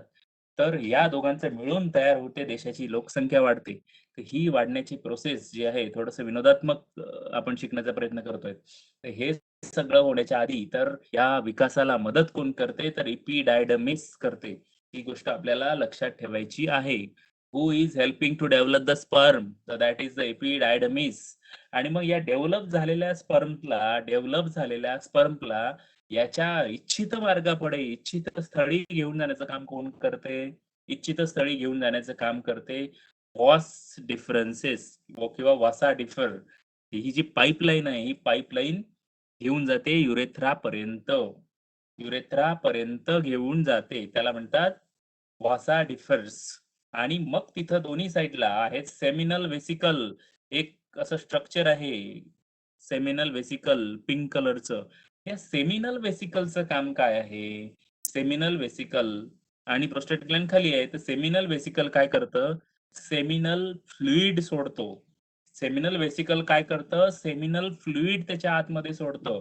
सेमिनल वेसिकल काय करतं? सेमिनल फ्लुइड त्याच्या आतमध्ये सोडतं. आणि हे सेमिनल फ्लुइडची आणखी एक महत्वाची फॅक्ट अशी आहे की सेमिनल फ्लुइड मध्ये फ्रुक्टोज नावाचा घटक असतो. सेमिनल फ्लुइड मध्ये फ्रुक्टोज नावाचा घटक असतो, आणि फ्रुक्टोज हा नावाचा घटक पूर्ण मानवी शरीरामध्ये मेल असो का फिमेल असो फक्त आणि फक्त इथं तयार होतो. ही फॅक्ट आहे. याच्यावर प्रश्न आला येऊ शकतो. कुठे तयार होतो? सेमिनल वेसिकल फ्लुइड मध्ये फ्रुक्टोज तयार होतो, बाकी कुठेच तयार होत नाही. हे झालं सेमिनल वेसिकलचं भाग. त्याच्यानंतर त्याचं काम काय आहे सेमिनल फ्लुइडचं? तर स्पर्मला न्यूट्रिशन देणे. स्पर्म जे सेल्स ज्या असतात त्या स्पर्म सेल्सला प्रॉपर न्यूट्रिशन देणे. म्हणजे त्यांना काय आता म्हणजे त्या प्रोस्टेट मध्ये तयार झाल्या, इपिडायडमिस मध्ये त्यांची वाढ झाली, इपिडायडस मधून वाढ झाली आणि वाढ झालेले सगळे स्पर्म इथं येऊन बसले नळीत. आता इथं आल्यावर त्यांची काळजी कोण घेईल ना पाईपलाईन मध्ये? तर त्यांची काळजी घेण्याचं काम दिलेलं आहे सेमिनल फ्लुइडला. मग सेमिनल फ्लुइड त्यांचं न्यूट्रिशन घेते, त्यांना फ्रुक्टोज देते, त्याला सगळंच प्रोव्हाइड करते ते. आणि पोहायला मदतही करते. आता त्याच्या पुढे असतं प्रोस्टेट ग्लॅंड. तुम्ही जर दिसलं तर त्याचं म्हणतात प्रोस्टेट ग्लॅंड. आता प्रोस्टेट ग्लॅंडचं काम काय आहे? प्रोस्टेट ग्लॅंड एक त्रिकोणी रेड लाईट स्ट्रक्चर दिसतंय तुम्हाला. त्याला म्हणतो आपण प्रोस्टेट ग्लॅंड. प्रोस्टेट ग्लॅंड. मग प्रोस्टेट ग्लॅंडचं काम आहे सिक्रीट करते प्रोस्टेटिक फ्लुइड. आता प्रोस्टेटिक फ्लुइडचं काम काय असतं? प्रोस्टेटिक फ्लुइडचं काम काय असतं? आता फिमेल वजायनाच्या आतमध्ये टेम्परेचर आणि ऍसिडिटी ही जास्त असते. फिमेल वजायनाच्या आतमध्ये जो असते ते ऍसिडिक पीएच असतो. आपण केमिस्ट्री शिकू तेव्हा पीएच शिकणार, तर त्याच्या आतमध्ये पीएच हा ऍसिडिक असतो. मग हा ऍसिडिक पीएच आहे, एकदम ऍसिड मध्ये जर स्पर्म गेले तर ते मरून जातील. पण असं होऊ नये. मग फिमेलचा वजायना पूर्णपणे बेसिक राहू शकतो का? तर तसा बेसिक पण राहू शकत नाही, कारण मग इन्फेक्शन होतात फिमेलला. मग तसं पण होऊ नये म्हणून निसर्गाने अत्यंत काळजीपूर्वक निर्माण केलेला आहे, की त्यावेळेस त्या ऍसिडला न्यूट्रलाइज केलं गेलं पाहिजे आणि स्पर्मला रस्ता मोकळा करून दिला पाहिजे. आणि मग ते मेंटेनन्स झालं पाहिजे. त्याच्यासाठी प्रोस्टेट ग्लॅंड सिक्रेट करते प्रोस्थेटिक फ्लुइड, जे वजायनाच्या ऍसिडला न्यूट्रलाइज करते. वजायनाच्या ऍसिडला न्यूट्रलाइज करते. इथपर्यंत हे सगळं आपल्या महत्वाचं याच्यामधलं आहे. आता प्रश्न असा येतो की सेमिनल फ्लुइड म्हणजे काय? तर ते जे सिमेन असतं म्हणजे युरेथ्राच्या आतमधनं बाहेर जे युरिन फिमेल व्हाजाइनामध्ये जातं, हा सगळा जो कंटेंट असतो त्याला म्हणतात सिमेन. त्या सगळ्या याला म्हणतात सिमेन. विकी डोनर मूव्ही जर लक्षात घेतला तर तुम्हाला सिमेन ही कन्सेप्ट क्लिअर होऊन जाईल. तर त्याला म्हणतात आपली सिमेन. तर त्या सिमेनचा जो महत्वाचा भाग आहे, त्याच्यामध्ये बायोलॉजिकली आपल्या परीक्षेच्या दृष्टीने काय कामाचं आहे, तर त्याचं कंटेंट कोणाचं किती पर्सेंट आहे. तर सगळ्यात पहिल्यांदा लक्षात घ्यायचं की सिमेनमध्ये सेमिनल फ्लुइड हे 60% असते. सिमेनमध्ये सेमिनल फ्लुइड हे 60% असते. प्रोस्थेटिक फ्लुइड म्हणजे जे ॲसिडला न्यूट्रलाइज करते, प्रोस्थेटिक फ्लुइड हे 30% असते.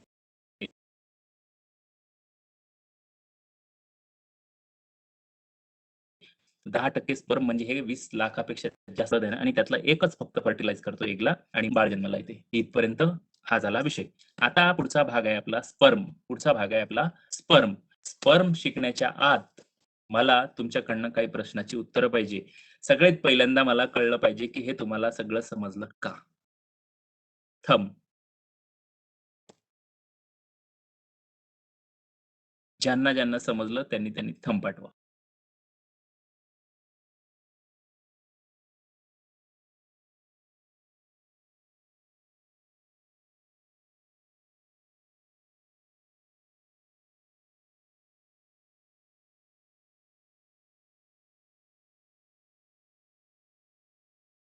किती लोकांना कळलं? 1, 2 फक्त 3 लोकांना कळलेलं आहे. इतक्या सोप्या भाषेत ते पण जे सायंटिस्टला शोधायला आपल्याला अनेक वर्ष लागले, ते आपण इतक्या सोप्या भाषेत ते पण तुमच्यासमोर सोप्या भाषेत समजावून सांगितलं. तरी 3च थंब आलेले आहेत. पण तरी सुद्धा आपण अजून चांगल्या पद्धतीने शिकण्याचा प्रयत्न हा करणार आहोत. ओके. मला तुमच्याकडनं फक्त एकच अपेक्षा आहे आता, की पुढे जाऊ का? पुढे जाण्यासाठी मला एक थंब द्या. Okay. So now we will learn the basic concept आणि ती असेल आपली स्पर्म. त्याची मी डायग्राम शेअर करतो आता. सगळ्यांना स्पर्मची डायग्राम दिसते. मला फक्त एक रिप्लाय द्या. Yes, yes, yes. तर सगळ्यांना दिसतंय. Yes, very good. Correct, correct, correct. Now आपण कन्सिडर करू स्पर्म. आता या सगळ्या ऑर्गनच्या स्ट्रक्चरमधून, रिप्रोडक्टिव्ह सिस्टममधून आपल्याला जे बाहेर येणार आहे किंवा आपल्याला जो महत्त्वाचा ऑर्गन मिळालेला आहे बाहेर, ते दुसरं तिसरं काही नसून ते काय आहे आपलं स्पर्म. म्हणजे एवढे कुटाणे केले शरीराने आणि त्यातनं बाहेर काय आलेलं आहे स्पर्म. आता हा स्पर्म कसा असला आपल्याला माहिती पाहिजे. नक्कीच. आता स्पर्म हे दुसरं तिसरं काही नसून ही एक पेशी आहे. ही सगळ्यात पहिल्यांदा आपण लक्षात घेतलं पाहिजे. स्पर्म हे दुसरं तिसरं काही नसून एक पेशी आहे. हे सगळ्यात पहिल्यांदा आपण लक्षात घेतलं पाहिजे. मग आता ही पेशी कशी असते? ते इतर पेशीपेक्षा भिन्न आहे. इतर पेशीला रिप्रोडक्शनची कॅपॅसिटी नाही. पण स्पर्म या पेशीला रिप्रोडक्शनची कॅपॅसिटी आहे. इतर पेशीपेक्षा तिचा वेगळा फरक हा आता सांगितलेला. मग जसं इतर पेशींना न्यूक्लियस असते, तसं या पेशीला न्यूक्लियस आहे का? हो, 100% न्यूक्लियस या पेशीला आहे. तर पहिलं आहे आपलं जे या पेशीमध्ये न्यूक्लियस दिसतंय ते पर्पल कलरमध्ये. मग या पेशीला आपण समजायचं कसं? तर पहिलं आहे हिचा हेड पोर्शन जो त्रिकोणी बाण दिसतोय, त्याच्या आतमध्ये पर्पल न्यूक्लियस दिसतंय दॅट इज हेड. त्याच्यानंतर पुढचा भाग आहे. त्याच्यामध्ये असं गोल-गोल वेटोळे केल्यासारखं स्ट्रक्चर दिसतंय, त्याची स्पायरल दिसतंय. हे दुसरं तिसरं काही नसून मायटोकॉन्ड्रिया आहेत ते. आपण म्हटलेलं आहे, की सेलच्या आतमध्ये सेलला एनर्जी देण्याचं काम, सेलचं पॉवर हाऊस जे असते त्याला म्हणतात मायटोकॉन्ड्रिया. मायटोकॉन्ड्रियापासून काय मिळते? सेलला ऊर्जा मिळते. ऊर्जा कशाच्या फॉर्ममध्ये मिळते? एटीपी. हे आपण शिकलेलो आहोत सेल या टॉपिकमध्ये. म्हणून तो सेल टॉपिक आपण जास्त डिस्कस केला 2-2 दिवस. तेच समजलं म्हणजे हे सगळं समजलं. रेस काही थंब येतायत आता. तर हा झाला मायटोकॉन्ड्रिया. मग मायटोकॉन्ड्रिया कोणाला एनर्जी देईल? या पेशीला. राइट. त्याच्यानंतर पुढे आहे त्याचा टेल. मग या टेलचं काम काय आहे? मग आता स्पर्म तुमच्या मेल रिप्रोडक्टिव्ह सिस्टमच्या मधून बाहेर पडले. फिमेल ट्रॅकमध्ये. मग फिमेल ट्रॅकमध्ये पडल्यानंतर फिमेलच्या आतमध्ये जाताना ते काही डायरेक्ट जिथं एग आहे किंवा ओव्हम आहे तिथे पडणार आहेत का? नाही. ते इकडे-तिकडे पडतील. मग त्यांना शर्यत करायची असते. म्हणजे स्पर्म आल्यापासून त्याची शर्यत असते बिचाऱ्याची मरेपर्यंत. तो तिथून पासून कष्ट घेत असतो. तो मरेपर्यंत शेवटच्या क्षणापर्यंत. तर आपण सगळेच आता कष्ट घेतोय. अजून आपले कष्ट संपलेलेच नाहीये. तुम्ही स्पर्धा परीक्षेत सेटल होण्यासाठी, त्याच्यात यश मिळवण्यासाठी प्रयत्न करतायत. मी माझ्या क्षेत्रात जाण्यासाठी. तर हे सगळे आपले एफर्ट जे स्पर्मचे आहेत हे डे 1 पासून सुरू होतात. तर त्या टेस्टिसमध्ये स्पर्म सुरू झाला, तयार झाला, त्याला एपिडायडमिसमध्ये त्याला न्यूट्रिशन त्याला वाढ केली, त्याच्यानंतर वास डिफरन्सियामधनं वर गेला, त्याच्यानंतर सेमिनल फ्लुइड ॲड झालं, त्याच्यानंतर प्रोस्टेट ग्लँडने प्रोस्टॅटिक फ्लुइड ॲड केलं. त्याचं सगळं मेंटेनन्स झालं आणि त्याच्यानंतर तो फिमेल बॉडीमध्ये गेला आणि तिथून तो पळायला लागतो. तो अजून आयुष्यभर पळतच राहतो. ज्या दिवशी थांबला, त्या दिवशी तो मेला, असं आपण गृहीत धरूया. तो जो आहे, मग हे तिथं पळायसाठी, याला बॅलन्सिंग होण्यासाठी, याला पुढे जाण्यासाठी, मूव्हमेंट होण्यासाठी काय काम करते? ते टेल जे आहे त्याची ती शेपटी. तर त्याला डायरेक्शन द्यायचं काम करते, मूव्हमेंट करायचं काम. ती टेल करते, म्हणून त्या टेलचं फंक्शन तिथं आहे. मग या सगळ्याला एनर्जी लागणार, ती एनर्जी कोण देणार? तर ते देतं मिडल पीस. ते कोण असतं? तर मायटोकॉन्ड्रिया असतो. तर मायटोकॉन्ड्रिया काय करतो, की त्याला एनर्जी देतो. मग मायटोकॉन्ड्रिया एनर्जी देतो. मग हे सगळं काय स्ट्रक्चर आहे? हे सगळं आहे. मग पुढे आहे ॲक्रोसोम. आता फिमेलच्या आतमध्ये गेल्यानंतर अनेक स्पर्म जातात. त्याच्यापैकी एक जो पॉवरफुल आहे तो बिचारा आपली संधी साधून घेतो. मग ज्यावेळेस हा ॲक्रोसोम काय करतो, त्या एगच्या बाहेर जाऊन टच होतो. टच झाल्या म्हणून समोरून ते व्हाईट कलरचं जसं दिसतंय तिथनं एक बायोकेमिकल कंपाउंड बाहेर येतो. म्हणजे केमिस्ट्री आहे ही सगळी. तिथनं तो फुटतो. जसा तो फुटलो तर आतमध्ये एगला एंट्री मिळते. एगला अ, छिद्र पडते. जसं एगला छिद्र पडते, तसं हे न्यूक्लियस एगच्या आतमध्ये निघून जाते पुढचा भाग आणि मायटोकॉन्ड्रियाने हे सगळं तुटून पडते. म्हणजे आतमध्ये त्याचं वेगळं काम चालू होऊन जाते. तर ही झाली सगळी आपली स्पर्मच्या स्ट्रक्चरची रचना. इथपर्यंत कोणाला काय कन्फ्युजन आहे स्पर्ममध्ये? मला सांगा. आपण फिमेल रिप्रोडक्टिव्ह सिस्टम जेव्हा सांगू, तेव्हा आणखी डीपमध्ये हे समजण्याचं हे होते. ओके. इथपर्यंत कोणाला काय प्रॉब्लेम आहे? बरं कोणाला प्रॉब्लेम नाही, ज्यांना प्रॉब्लेम नाही त्यांनी थंब द्या. 2, 3. ओके. चलो. आता आपण बघणार आहोत फिमेल रिप्रोडक्टिव्ह सिस्टम. त्याच्या आधी मी तुमच्या समोर एक डायग्राम शेअर करतो फिमेल रिप्रोडक्टिव्ह सिस्टमची आणि ती डायग्राम आपण थोडीशी समजून घेण्याचा प्रयत्न करू. आणि that diagram once you learn, एकदा तुम्हाला ही डायग्राम समजली, की तुम्हाला सगळं समजलं. आता काय केलेलं आहे माहिती आहे का या डायग्राममध्ये, की फिमेल रिप्रोडक्टिव्ह सिस्टम जी आहे, ती पुढून घेतली. म्हणजे एखाद्या ऑर्गनला जेव्हा समजा आपण अ, एक वांगं घेतलं. समजा वांग्याचा शेप घ्या वांगं. वांग्याला जर आपण मधनं सेंट्रली परफेक्ट कट केला, म्हणजे त्याचं देठ पण 2 भागात डिव्हाईड झालं. तर ते जे स्ट्रक्चर दिसणार आहे वांग्याच्या आतमधलं बिया-बिया सगळं-सगळं, ते तसं स्ट्रक्चर आपण कट केल्यानंतर जे दिसणार, म्हणजे त्याला व्हर्टिकल कट मारला आपण, तर जे 2 भागात इक्वल डिव्हाईड केलं, तर भागात इक्वल डिव्हाईड केल्यामध्ये आतला जो भाग कसा दिसेल, तर तो आतला भाग हा असा दिसतो. हे आपल्याला या डायग्राममध्ये दाखवायचा प्रयत्न केलेला आहे. आता ही जी डायग्राम आहे, या डायग्राममध्ये मी काही भागांकडे फोकस करतो. तर ते आपण बघायचं आहे. तर तो आहे की फिमेल रिप्रोडक्टिव्ह सिस्टम हा आपला आत्ताचा टॉपिक आहे. Female reproductive system. Female reproductive system आपण बघितलं की मेल रिप्रोडक्टिव्ह सिस्टमचे प्रायमरी ऑर्गन कुठले आहेत? तर ते आहे टेस्टिस आणि पेनिस. आता फिमेल रिप्रोडक्टिव्ह सिस्टम जर बघितलं आपण तर याचे ऑर्गन्स पण आपल्याला बघायचे आहेत. तर फिमेल रिप्रोडक्टिव्ह सिस्टम मधला पहिला ऑर्गन येतो, तो येतो व्हजायना. आपण खाली जेव्हा जातो, तो that is the first organ is vagina. मग या व्हजायनाचं काम काय आहे? तर मेन्स्ट्रुअल फ्लुइड म्हणजे जे पिरियड फिमेल्समध्ये असतात, त्याचं मेन्स्ट्रुअल फ्लुइडला बाहेर काढण्याचं काम that is given to the vagina. म्हणजे मेन्स्ट्रुअल फ्लुइड बाहेर काढणे, एंट्री टू द स्पर्म या मार्गातनं स्पर्मला एंट्री फिमेलच्या युटेरसमध्ये देणे, हे एक काम आहे. आणि बर्थ ज्यावेळेस होते, त्यावेळेस हा बर्थच्या बेबीसाठी कॅनल तयार करून देणे, एक रस्ता तयार करून देणे, हे त्याचं बायोलॉजिकल काम आहे, त्या व्हजायनल सेक्शनचं. आता त्याच्या पुढे गेल्यानंतर आहे पूर्ण जो स्ट्रक्चर आहे त्याला म्हणतो आपण युटेरस. युटेरस हा फिमेल बॉडी मधला सगळ्यात मस्क्युलर ऑर्गॅनिझम फिमेलच्या बॉडी मधला युटेरस मस्क्युलर ऑर्गन आहे. त्याच्यानंतर दिसते तुम्हाला फॅलोपियन ट्यूब. फॅलोपियन ट्यूब म्हणजे एक मोठी ट्यूब आहे, दोन्ही बाजूला 2 मोठ्या ट्यूब गेलेल्या आहेत आणि त्या ट्यूबच्या पुढे असं पंजासारखं स्ट्रक्चर आहे.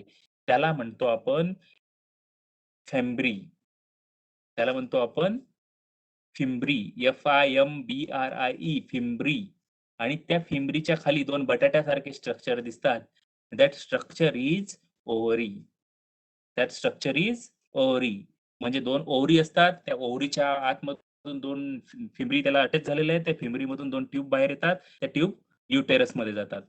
तिकडे मेल रिप्रोडक्टिव्ह सिस्टीम मध्ये कसं होतं, 2 टेस्टिस होतात. 2 टेस्टिस मधून त्याच्यावर त्या टेस्टिसच्या वर आता डिफरन्स लक्षात घ्या. इथं ओव्हरी आहेत, तिथं टेस्टिस आहेत.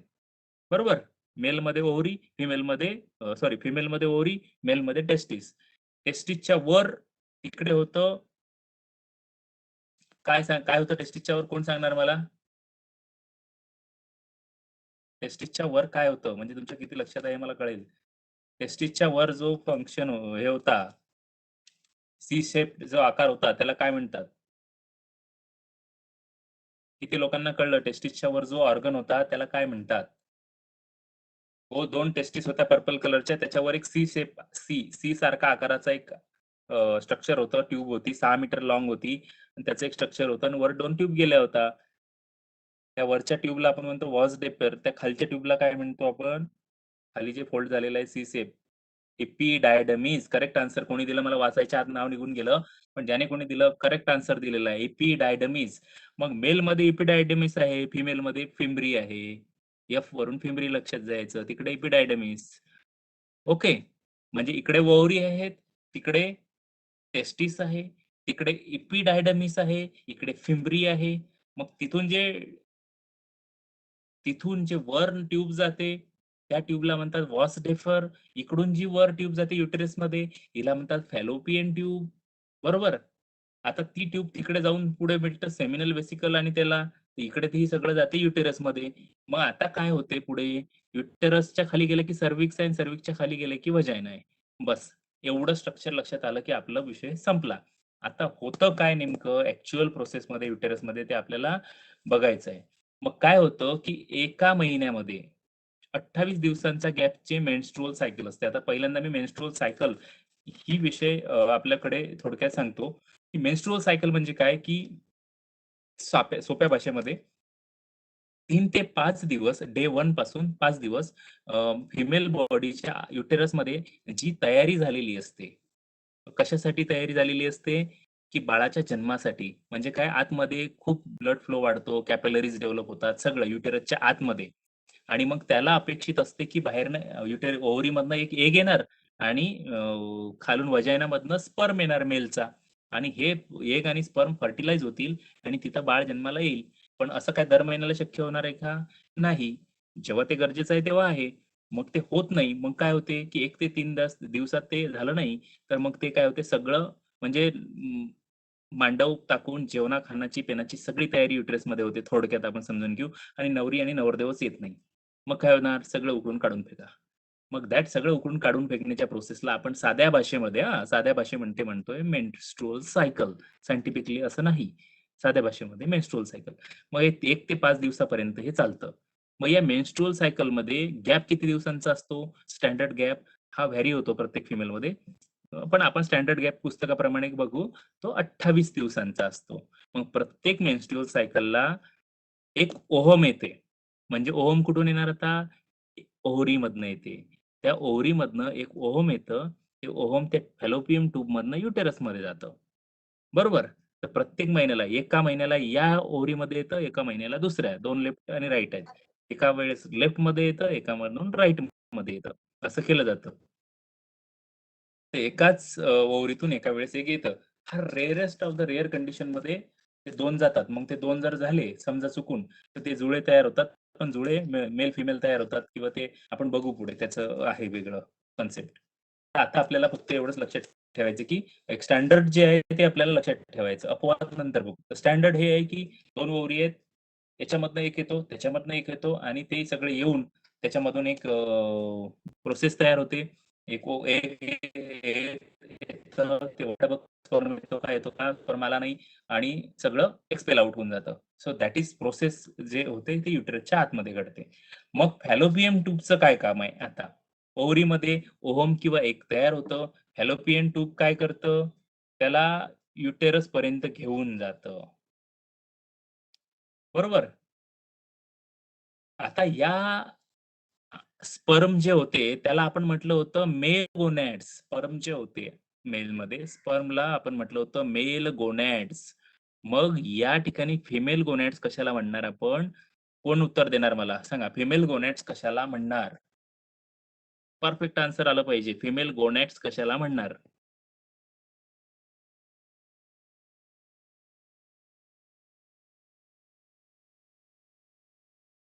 ओहरीला फिमेल गोनॅड्स आपण नाही म्हणू शकत. ओहरीच्या आतमध्ये तयार होणाऱ्या ओहमला आपण फिमेल गोनॅड म्हणणार. OVUM ओहमला आपण फिमेल गोनॅड्स असं म्हणणार. कारण ओहरीच्या आतमध्ये. तिकडे आपण टेस्टिसला फिमेल गोनॅड म्हणत नाही. आपण टेस्टिसच्या आतमध्ये तयार होणाऱ्या स्पर्मला मेल गोनॅड्स म्हणतो. इकडे ओहरीच्या आतमधल्या ओहमला आपण फिमेल गोनॅड्स असं म्हणूया. मग ओव्हरीज ज्या असतात work as a endocrine Gland. Work as a endocrine Gland. आपण तिकडे म्हटलं होतं testis works as a endocrine Gland. But what exactly testis is secreting? Testis exactly काय सिक्रेट करतो? तर टेस्टिस्टेरॉन सिक्रेट करतो. त्याच्यामध्ये काय होतं? मिसरूट फुटतात. तरुणपण आल्याचं प्युबर्टीचं स्टेज येते. तर तेच टेस्टोस्टेरोन तिकडे होतं. तर इकडे एंडोक्राइन ग्लँड आहे. मग इकडे काय सिक्रेट करणार? तर इकडे सिक्रेट करणार आपल्याला इस्ट्रोजन. काय सिक्रेट करणार? इस्ट्रोजन. नावं लक्षात ठेवायचे. 2च नावं आहेत. इकडे टेस्टोस्टेरॉन, इकडे इस्ट्रोजन. एमपीएससी साठी एवढंच काफी आहे आपल्याला.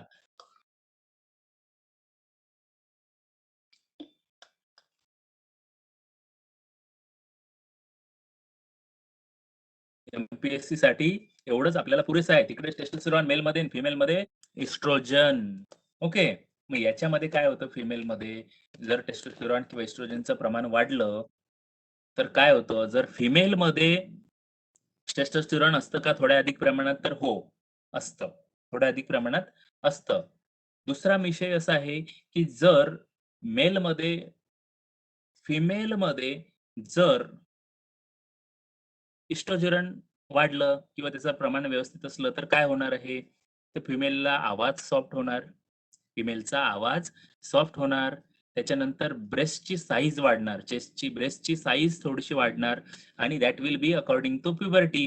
म्हणजे मुलगी वयात आल्यानंतर तिच्यामध्ये होणारे बदल हे आहेत सायंटिफिकली. तसेच मुलगा वयात आल्यानंतर त्याला मिसरूट फुटणार, त्याचा आवाज घोगरवणार. ते सगळे तिकडचे चेंजेस झाले. तर हे सगळे जे बदल होतात, हे सायंटिफिक आहेत सगळे.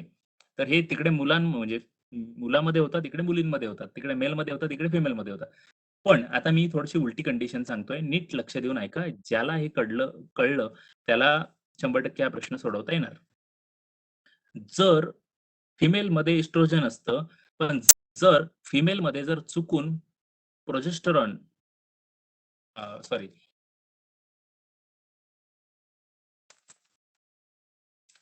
पहिल्यांदा मेलचं घेऊया. मेलमध्ये टेस्टोस्टेरोन असतं. जर मेलमध्ये टेस्टोस्टेरोनच्या सोबत जर इस्ट्रोजनचं प्रमाण वाढलं, तर काय होईल? इस्ट्रोजनचं प्रमाण जर वाढलं, तर काय होईल? तर मेलमध्ये फिमेलसारखे काही सेकंडरी सेक्शुअल कॅरेक्टर्स दिसायला लागतील. मेलमध्ये फिमेलसारखे काही सेकंडरी सेक्शुअल कॅरेक्टर्स दिसायला लागतील. फॉर एक्झाम्पल त्याचेही ब्रेस्ट्स थोडेसे वाढायला लागतील. लिटल बिट फॅट स्टोरेजेस त्याच्यामध्ये होणार. आवाजात थोडासा बदल होणार. तर म्हणून असं होत नाही, की एखाद्या माणसामध्ये किंवा एखाद्या पुरुषामध्ये असं जर असेल, तर त्याला एंडोक्राइन ग्लँडचा प्रॉब्लेम आहे असं डॉक्टर म्हणतात आणि तो ट्रीट करतात. तसंच जर फिमेलमध्ये जर इस्ट्रोजन हा नॉर्मल तिचा हार्मोन आहे आणि तिच्या ठिकाणी जर जर टेस्टोस्टेरॉन वाढलं, तर टेस्टोस्टेरॉन जर वाढलं, तर फिमेलमध्ये काय होईल? तर फिमेलला मिशा येतील. हाच बदल तिकडे होणार. मग आता हा झाला आपला आवाजाचा विषय, मेल आणि फिमेलचा आवाज. मग आता प्रश्न पुढचा अत्यंत महत्त्वाचा आहे. आता काही गोष्टी ज्या आहेत त्या फॅक्ट असतात. मुलगी ज्यावेळेस जन्माला येते, तेव्हा तिच्या शरीरामध्ये हजारो इमॅच्युअर ओव्हम असतात. हजारो, आय एम युजिंग वर्ड हजारो. अनेक इमॅच्युअर म्हणजे किंवा लाखो म्हटलं तरी हरकत नाही. तर त्यातले सगळे डेव्हलप होत नाहीत. तर हजारो इमॅच्युअर ओव्हम असतात. ओव्हम कुठे असतात? तर ओव्हरीजमध्ये असतात. जन्माला आली तेव्हापासूनच. पण ते इमॅच्युअर असतात. त्याच्यानंतर जन्मानंतर काय होतं, की ओव्हम तयार होत नाहीत. तिच्या शरीरामध्ये जन्मानंतर एकही ओव्हम तयार होत नाही. असलेले ओव्हम फक्त डेव्हलप होतात. त्यांचा विकास होतो. पण इन मेलमध्ये तसं नाही. मेलच्या टेस्टिसमध्ये स्पर्म तयार होतच राहतात. असं सगळं आहे. मग 40 लाख ओहम सेल्स, ओहम म्हणजे काय, की ती एका प्रकारची पेशी आहेत. एक गोल सर्क्युलर सेल शेप असलेली एक सेल आहे ती. सिंगल हॅप्लॉइड सेल आहे. मग 40 लाख ओहम सेल्स असतात आणि त्याच्यापैकी फक्त 400 मॅच्युअर होतात. 40 लाखापैकी 400 फक्त मॅच्युअर होतात. ही गोष्ट आपल्याला लक्षात ठेवायची आहे. 400 जे मॅच्युअर होतात, म्हणजे एक फिमेल जर समजा 400 म्हणजे एवढं वर्ष आयुष्य असतं, तर फक्त 400 लेकरांनाच जन्म देऊ शकली असती. पण तसं होत नाही.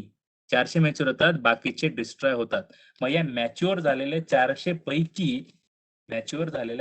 पैकी काहीच फर्टिलाइज होतात. मॅच्युअर झालेल्या 400 पैकी काहीच फर्टिलाइज हे होत असतात.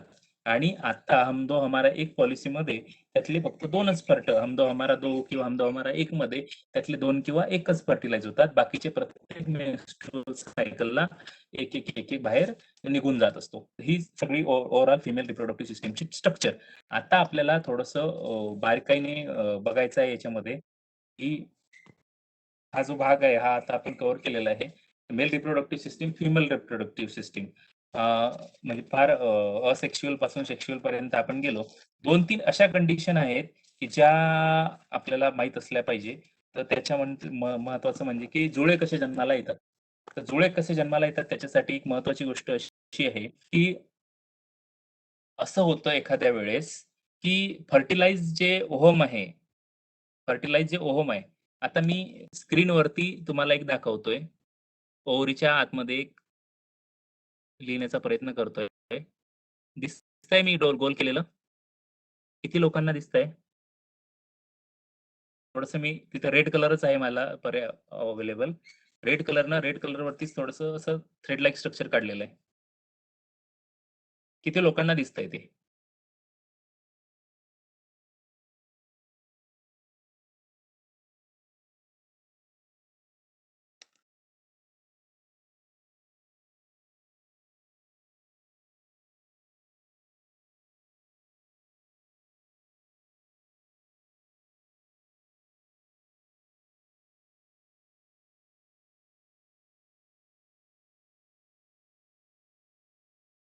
ओके. हे जे थ्रेड लाइक स्ट्रक्चर मी काढलं होतं, तर आता आपल्याला बघायचं आहे, की बऱ्याचदा ट्विन जन्माला कसे येतात. तर मग हे जे थ्रेड लाइक स्ट्रक्चर म्हणण्यापेक्षा आपण जे झायगोट तयार होतं किंवा जे एक फर्टिलाइज झालं, ते फर्टिलाइज ओव्हम जे आहे, ते काय होतं डिव्हायडेड होतं 2 पार्ट्समध्ये. 2 पार्टमध्ये जर डिव्हाईड झालं आणि ते 2 वेगवेगळे पार्ट ग्रो होतात. मग ते सेम जुळे तयार होतात. तर ते सारखे लागतात. बऱ्याचदा वेळ असते की हेटेरोझायगस ट्विन तयार होतात. हेटेरोझायगस ट्विन असे असतात की ते म्हणजे जन्माला तर येतात, पण ते म्हणजे एका वेळेस जन्माला येतात, पण एकसारखे दिसत नाहीत. मग त्याला आपण म्हणतो हेटेरोझायगस ट्विन. तर एका वेळेस असं होते की डिफरंट ओव्हम्स रिलीज होतात फॉलोपियन ट्यूबमध्ये आणि त्या दोन्हीच्या दोन्ही फर्टिलाइज होतात 2 वेगवेगळ्या स्पर्मने. मग त्याच्यापैकी एक मेल, एक फिमेल असं ते तयार होतं. तर हे सगळं तयार होत असतं आणि याच्यातनं ते जन्माला येत असतात. तर हा सगळा झाला याचा भाग आणि अशा पद्धतीने ते डेव्हलप होतात.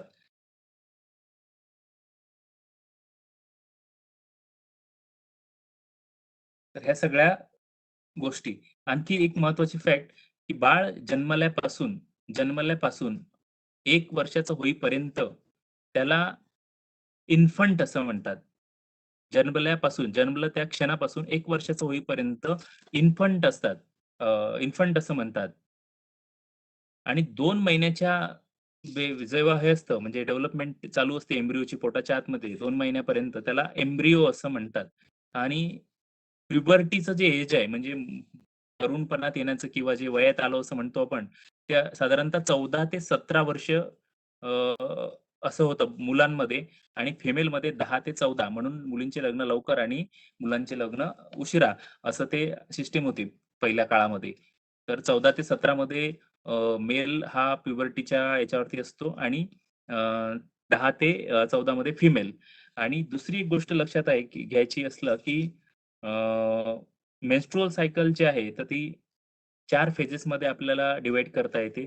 तर पहिला असतो ब्लीडिंग फेज त्याच्यामध्ये आपण म्हणतो 1 ते 5वा दिवस आणि दुसरी असते फॉलिक्युलर फेज म्हणजे 6वा ते 13 दिवस आणि चौथा असते ओव्ह्युलेटरी फेज त्याच्यामध्ये असते 14वा दिवस आणि त्याच्यानंतर असते 15 सिक्रिटरी फेज 15 ते 28वा दिवस. म्हणजे असं त्याला 4 फेजेसमध्ये डिव्हाईड केलं जाते मेन्स्ट्रुअल सायकलला. तर हे सगळं असते. मग या सगळ्या गोष्टीमुळे ओव्हरऑल मेल आणि फिमेल बॉडी किंवा हे फिमेल स्ट्रक्चर तयार होतं. मग आता आपला प्रश्न येतो परत, हे सगळं झालं, हे स्ट्रक्चर झालं, ही प्रोसेस झाली, हे सगळं कठीण काय असतं ते बघितलं आपण. पण आता पुढचा माझा बेसिक प्रश्न असा आहे सगळ्यांसमोर, की मग मेल आणि फिमेल बॉडी जर असेल, मेल आणि फिमेल बॉडी, तर मी आता एक डायग्राम तुमच्या याच्यावरती शेअर करतो, ती जरा लक्षात घेऊन बघायची आहे. डायग्रामपेक्षा मी एक्सप्लेनच करतो. तर मेल आणि फिमेल बॉडी जे असते, तर मेल बॉडीमधून स्पर्म येतो, फिमेल बॉडीमधनं एग येतो. या दोघांचं मिलन कुठे होतं, तर ते पहिल्यांदा होतं फॅलोपियन ट्यूबमध्ये. सगळ्यांना फॅलोपियन ट्यूब दिसते. फॅलोपियन ट्यूबमध्ये मिलन येते, तिथून ते पुढे फर्टिलाइज होऊन पुढे येतं आणि एका ठिकाणी एम्ब्रिओच्या युटेरसच्या आतमध्ये कुठेतरी ते इम्प्लांट होतं आणि तिथे त्याची वाढ होते. ते वाढ होऊन त्याच्यापासून मुलगा किंवा मुलगी ते जन्माला येतं. ही सगळी प्रोसेस आहे. मग ही सगळी प्रोसेस होत असताना मेलचा रोल एकदा स्पर्म रिलीज केला की संपून जातो. पण फिमेलला ते कंटिन्यू मेंटेन करायला लागतं. मग ते मेंटेन करण्यासाठी लागलेले वेगवेगळे हार्मोन्स, वेगवेगळे घटक ते फिमेलच्या बॉडीमध्ये तयार होत असतात. म्हणून जन्म देणं ही खूप मोठी निसर्गाची शक्ती आहे आणि ती फक्त स्त्रीलाच आहे. आणि स्त्री नसली असती तर आपण नसलो असतो असं म्हणायला नक्कीच वाव आहे. तर हा सगळा होता मेल आणि फिमेल रिप्रोडक्टिव्ह सिस्टीमचा भाग. आता या रिप्रोडक्टिव्ह सिस्टीमच्या भागासोबत आपल्याला एक भाग जोडलेला आहे पुढचा तो म्हणजे हायजीन. मग आता हे हायजीनमध्ये काय येतं? एक येतं जनरल हायजीन आणि दुसरं आहे पब्लिक पर्सनल हायजीन. आपण पर्सनल हायजीन मधलं थोडंसं भाग आता बघणार आहोत. तर पर्सनल हायजीनमध्ये काय येतं, की सगळ्यात महत्त्वाचं असतं, की आपले जेनायटल ऑर्गन्स जे असतात याला क्लीन ठेवणं, स्वच्छ ठेवणं हे सगळं पर्सनल हायजीनचा भाग येते. हा आपण जेव्हा न्यूट्रिशन आणि हायजीन बघू तर त्याच्यामध्ये आपण कव्हर करणार आहोत.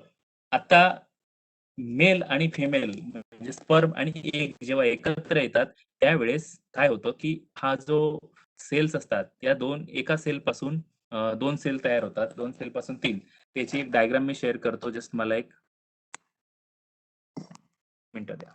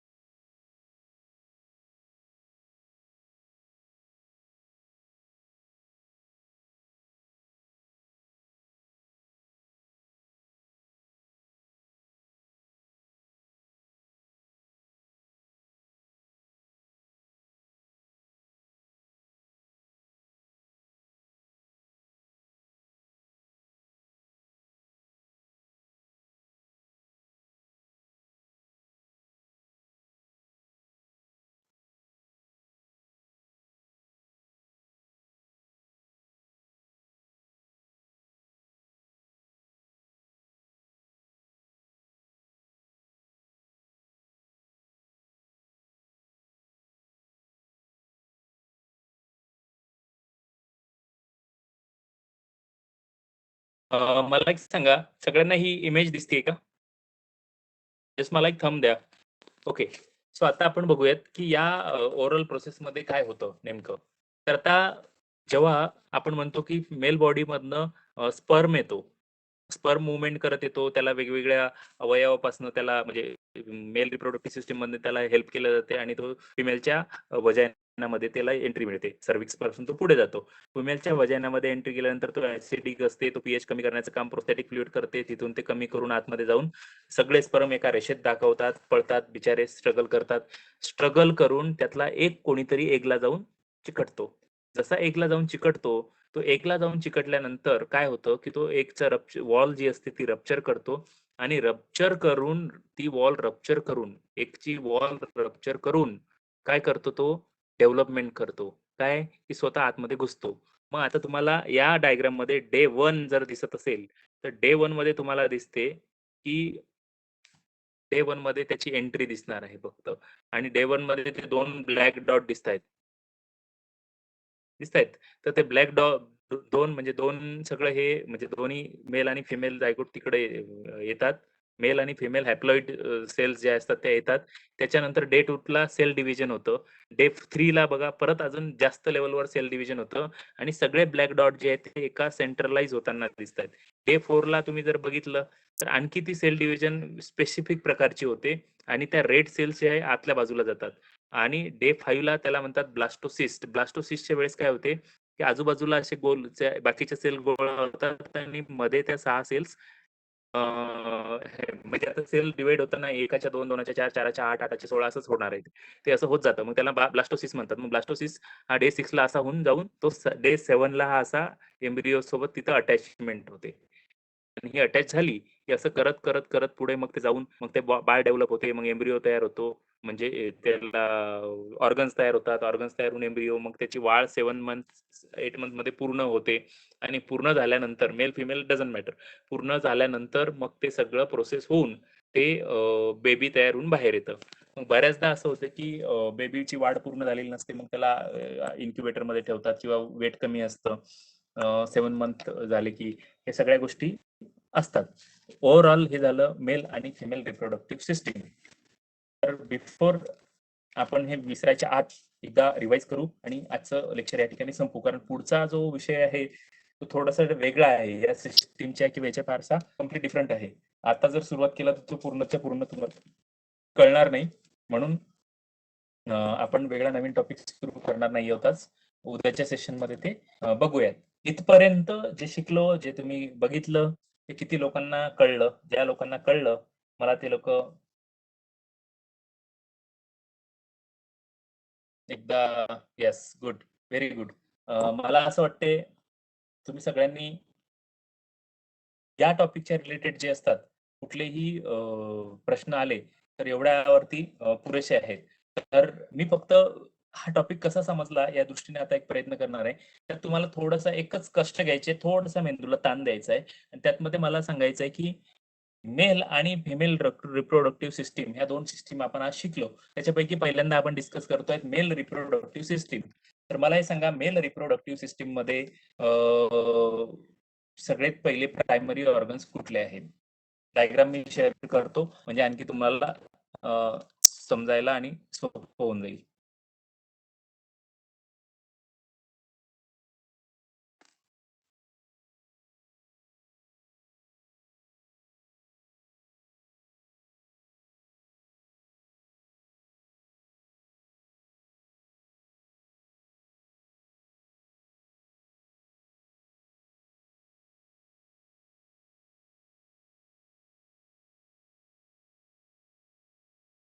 ओके, सगळ्यांना डायग्राम दिसतीये?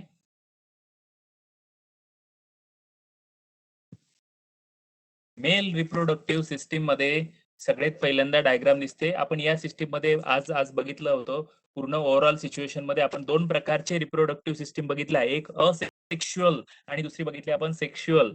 तर एकाच प्रकारचं जेव्हा एकाच सेल पासून किंवा एकाच मेल ऑर्गॅनिझम पासून तसाच्या तसा ऑर्गॅनिझमची जेव्हा उत्पत्ती होते त्याच्यात मेल फिमेल असं प्रकरणच नसते. अशा या सेक्शुअल अशा रिप्रोडक्शनला म्हणतो आपण असेक्शुअल, अलैंगिक प्रजनन, असेक्शुअल रिप्रोडक्शन, अलैंगिक प्रजनन मराठीमध्ये त्याला म्हणतात अलैंगिक प्रजनन. तर असं जे आहे ते, तर या अलैंगिक प्रजननामध्ये आपण 2 प्रकार बघितले. तो पहिला प्रकार असा होता की युनिसेल्युलर मध्ये आणि दुसरा बघितला आपण मल्टी सेल्युलर मध्ये. तर या असेक्शुअल रिप्रोडक्शनचे गुणधर्म काय आहेत, तर नवीन पेशी ह्या जशाच्या तशा तयार होतात. पहिला प्रकार दॅट इज डीएनए सेम असतो, त्याच्यामध्ये कुठल्याही प्रकारचं व्हेरिएशन नसतं, लॅक ऑफ व्हेरिएशन असतं. तिसरा पॉइंट असा आहे की फास्ट रिप्रोडक्शनची प्रोसेस असते ही, आणि मायटॉटिक पद्धतीने सेल डिव्हिजन होतं. एवढे 4 गुणधर्म त्याचे आहेत. त्याच्यानंतर असतं की प्रकार जे आहेत, त्याचा पहिला होतो असेक्सुअल रिप्रोडक्शन जे आहे ते युनिसेल्युलर मध्ये कसं कुठल्या पद्धतीने होतं, ते होते बायनरी फिजनमुळे, म्हणजे 2 सेल इक्वल पार्ट मध्ये 2 कापल्या की 2 वेगळे तयार.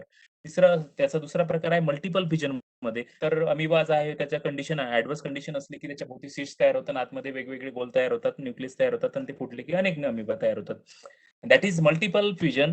त्याच्यानंतर आता बडिंग. बडिंग मध्ये काय होते की एखाद्या सेलच्या भोवती दुसरी एक छोटीशी सेल ग्रोथ करून तयार व्हायला सुरुवात करते, आणि ती सेल डेव्हलप होते, नंतर डेव्हलप झाली की त्याच्यापासून वेगळी होऊन जाते. That is budding. हे बघितलं. त्याच्यानंतर आपण शिकलो की मल्टी सेल्युलर मध्ये काय असतं, तर मल्टी सेल्युलर मध्ये फ्रॅगमेंटेशन असतं. तर त्याचं उदाहरण बघितलं आपण स्पायरोगायरा फ्रॅगमेंटेशन असतं. भरपूर फूड किंवा न्यूट्रिशन अवेलेबल आहे, तर त्यावेळेस हे फ्रॅगमेंट्स डिवाइड होतात, आणि मग डिवाइड झाले की त्याच्यापासून वेगवेगळे तयार होतात. आणि दुसरं आहे रिजनरेशनचं उदाहरण आहे प्लॅनेरा. याच्यामध्ये काय होतं की अनेक तुकडे तयार होतात, आणि ते तुकडे फ्रॅगमेंट नवीन प्लॅनेराला जन्म देतात. त्याच्यानंतर याच्यामध्ये बडिंग सुद्धा मल्टीसेल्युलर मध्ये होत असते. त्याचं उदाहरण आहे हायड्रा. त्याच्यानंतर आपण बघितलं क्लोनिंग मध्ये काय बघितलं आपण, की क्लोनिंग मध्ये बघितलं की डॉली नावाची जी खास आपली कार्यकर्ती होती, तिचा जन्म झाला होता 1996 मध्ये, आणि 2003 मध्ये बिचारी देवाज्ञा झाली. तर ती डॉली जी होती सगळ्यात पहिल्यांदी क्लोन केलेली मेंढी होती. तर सिंगल मॅच्युअर सेल पासून तिचं क्लोन करण्यात आलं होतं, नवीन तयार झाला होता, त्याला क्लोन म्हणतात. हे झालं क्लोनिंग बद्दल. आणि त्याच्यानंतर आपण गेलो होतो सेक्शुअल रिप्रोडक्शन या सेगमेंटमध्ये. सेक्शुअल रिप्रोडक्शन मध्ये आपण बघितलं होतं की 2 पॅरेंट सेल ज्या असतात त्याच्या फ्युजन पासून एक पेशी तयार होते, आणि त्याला म्हणतो आपण सेक्शुअल रिप्रोडक्शन.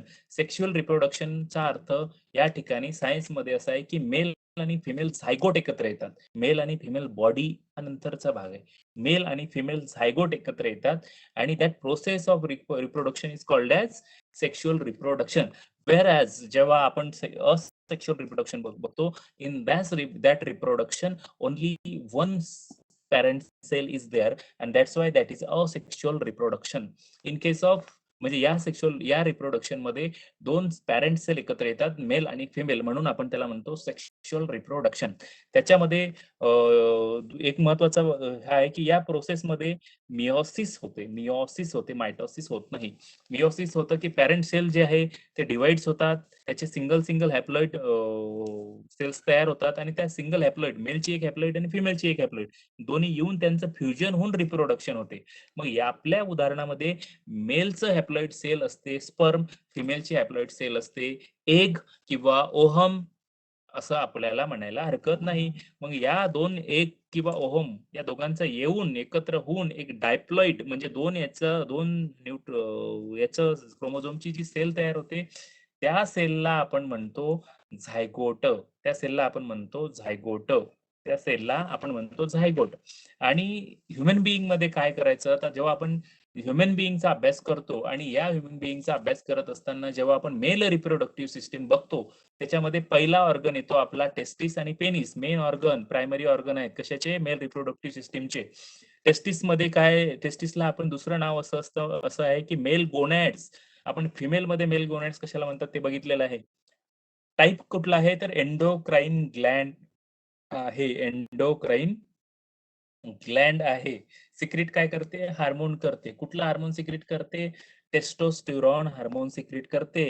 विसरूट फुटणे, तुमचा आवाजात बदल होणे वयात आल्यानंतर, that is a symbol of testosterone hormone. Okay.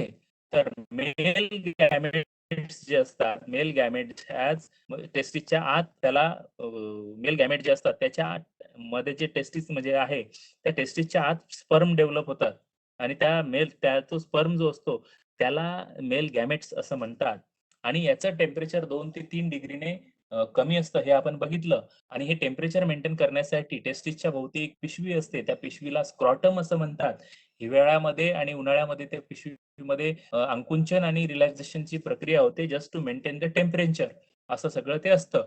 दुसरा आहे एपिडायडमिस. एपिडायडमिस काय असतो, की तो जो टेस्टिस आहे त्या टेस्टिसच्या वर एक सी आकाराचं एक जाळं असते असं फिरलेलं, आणि त्या सीचं त्याला इपिडायडेमिस म्हणतात. ती इपिडायडेमिसची लांबी साधारणतः 6 मीटर एवढी असते. त्याचं काम असतं की स्पर्म जे असतात त्याला स्टोअर करणं, त्यांचं डेव्हलपमेंट करणं. त्याच्यावरून ती जी नळ्या ज्या जातात दोन्ही इपिडायडेमिस वरून नळ्या जातात वर युरेथ्राकडे. तर त्या नळ्यांच्या त्या पाईप लाईनला म्हणतात व्हास डेफर्स, आणि त्या व्हास डेफरच्या खाली एक्झॅक्ट खाली थोडंसं जुळलेलं असतं एक सेमिनल वेसिकल. आता आपल्या डायग्राम मध्ये ते पिंक कलरचं आहे, त्याला म्हणतात सेमिनल वेसिकल. आणि त्याच्या खाली असते प्रोस्टेट ग्लँड. आणि त्याच्यानंतर सेमिनल वेसिकलचं काम काय आहे, तर सेमिनल वेसिकल सिक्रेट करते सेमिनल फ्लुइड. सेमिनल फ्लुइड मध्ये काय असतं, तर सेमिनल फ्लुइड मध्ये फ्रुक्टोज असतं. त्याचा फक्त फ्रुक्टोज हे फक्त आणि फक्त पूर्ण ह्युमन बॉडीमध्ये याच ठिकाणी तयार होतं, इतरत्र कुठेही तयार होत नाही. त्याच्यानंतर सेम्युलर फ्लुइड स्पर्मला न्यूट्रिशन देण्याचं काम करतं, त्याची काळजी घेतं, बिचारा खाऊ पिऊ घालतं. त्याच्यानंतर येतं प्रोस्टेट ग्लँड. प्रोस्टेट ग्लँडचं काम आहे की प्रोस्टेटिक फ्लुइड सिक्रेट करतं. प्रोस्टेटिक फ्लुइडचं काम काय, की वजायनाच्या आतमध्ये फिमेलच्या ऍसिडिक वातावरण असतं. त्या ऍसिडिक वातावरणात जर स्पर्म डायरेक्ट गेला तर तो ढगात जाईल. त्याला ढगाला जाऊ द्यायचं नसतं, त्याला मारू द्यायचं नसतं, कारण त्याचं फर्टिलायझेशन झालं पाहिजे. आणि म्हणून त्या स्पर्मला वाचवण्यासाठी त्या प्रोस्टेट ग्लँडचं काम ते प्रोस्टेटिक फ्लुइड सिक्रेशन करणं असं असतं. त्याच्यानंतर या सगळ्यामधून यामधून जे युरेथ्रामधून जे बाहेर पडतं त्याला आपण म्हणतो सिमेन. आणि या सिमेनचं कंपोजिशन काय आहे असा प्रश्न जेव्हा आयोगाने विचारला तर तेव्हा आपल्याला उत्तर आलं पाहिजे. तर सिमेनमध्ये काय काय असतं, तर सिमेनमध्ये सेमिनल फ्लुइड असतं, त्याचा टक्केवारी असते 60%.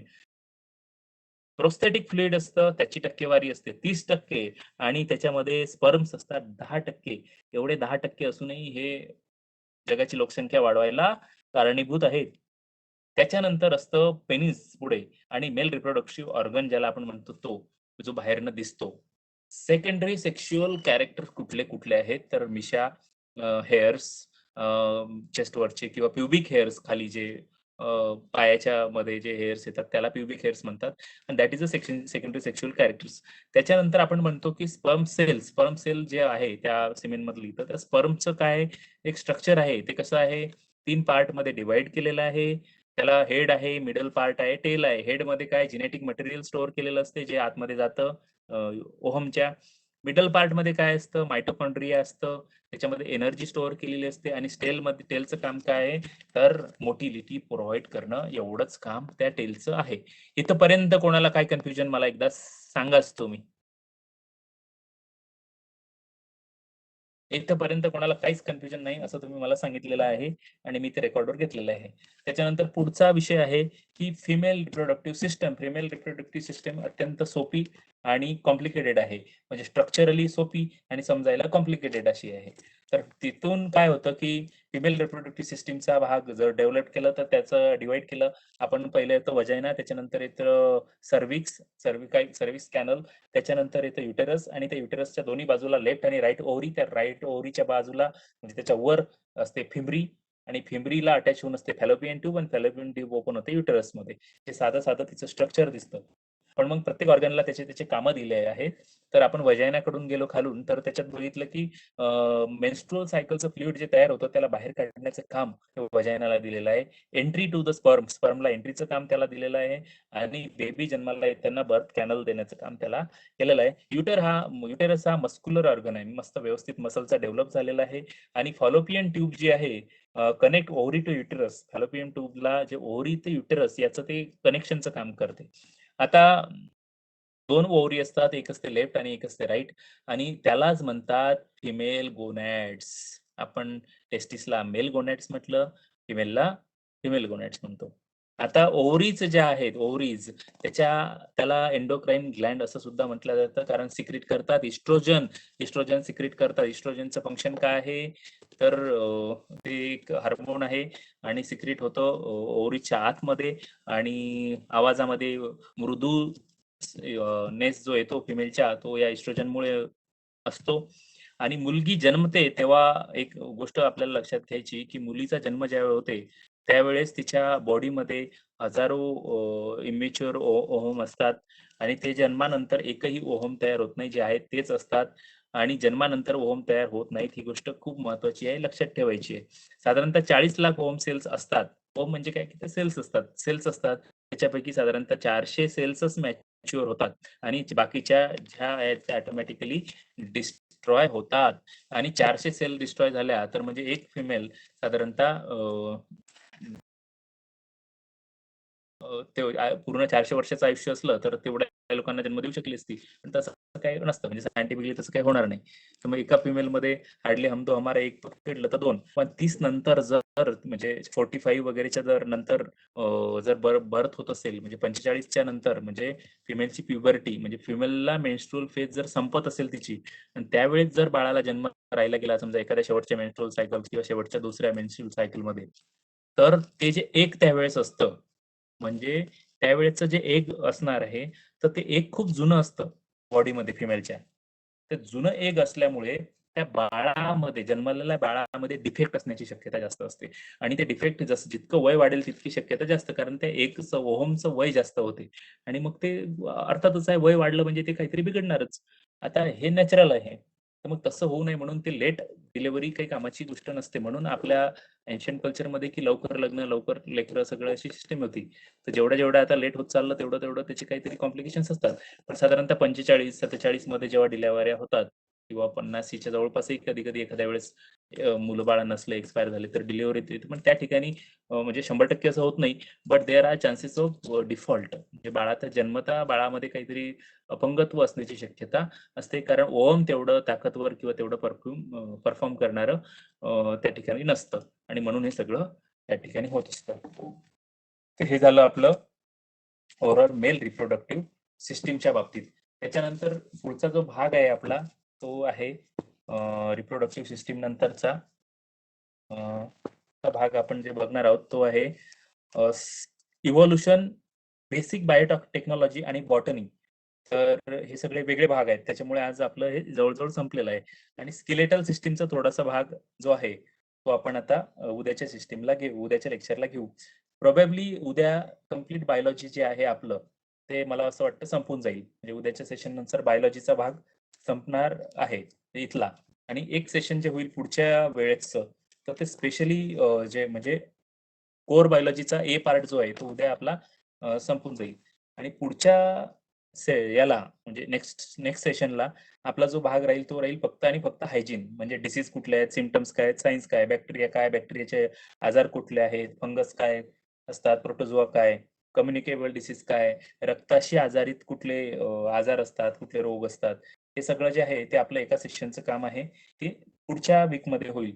पण उद्याच्या सेशनमध्ये आपलं जे कव्हर करणार आहोत ते आपलं बेसिक बायोटेक्नॉलॉजी, मानवी उत्क्रांती आणि बॉटनी हे सगळं भाग आपण कव्हर करणार आहोत. आणि याचबरोबर जर वेळ मिळाला तर आपण काही प्रश्न घेणार आहोत. बायोलॉजीच्या सिस्टीमशी संबंधित म्हणजे आयोगाने आतापर्यंत विचारलेले प्रश्न. हा सगळा भाग आपण इथे कव्हर करणार आहोत. या ठिकाणी आपण थांबूया. सगळ्यांचं मनापासून धन्यवाद. सगळ्यात पहिल्यांदा मी कोणालाही एकच मिनिटं.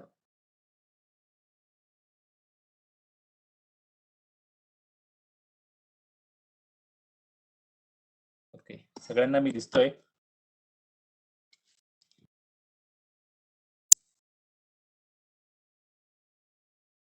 सगळ्यांना मी दिसतोय एकदा मला समद्या.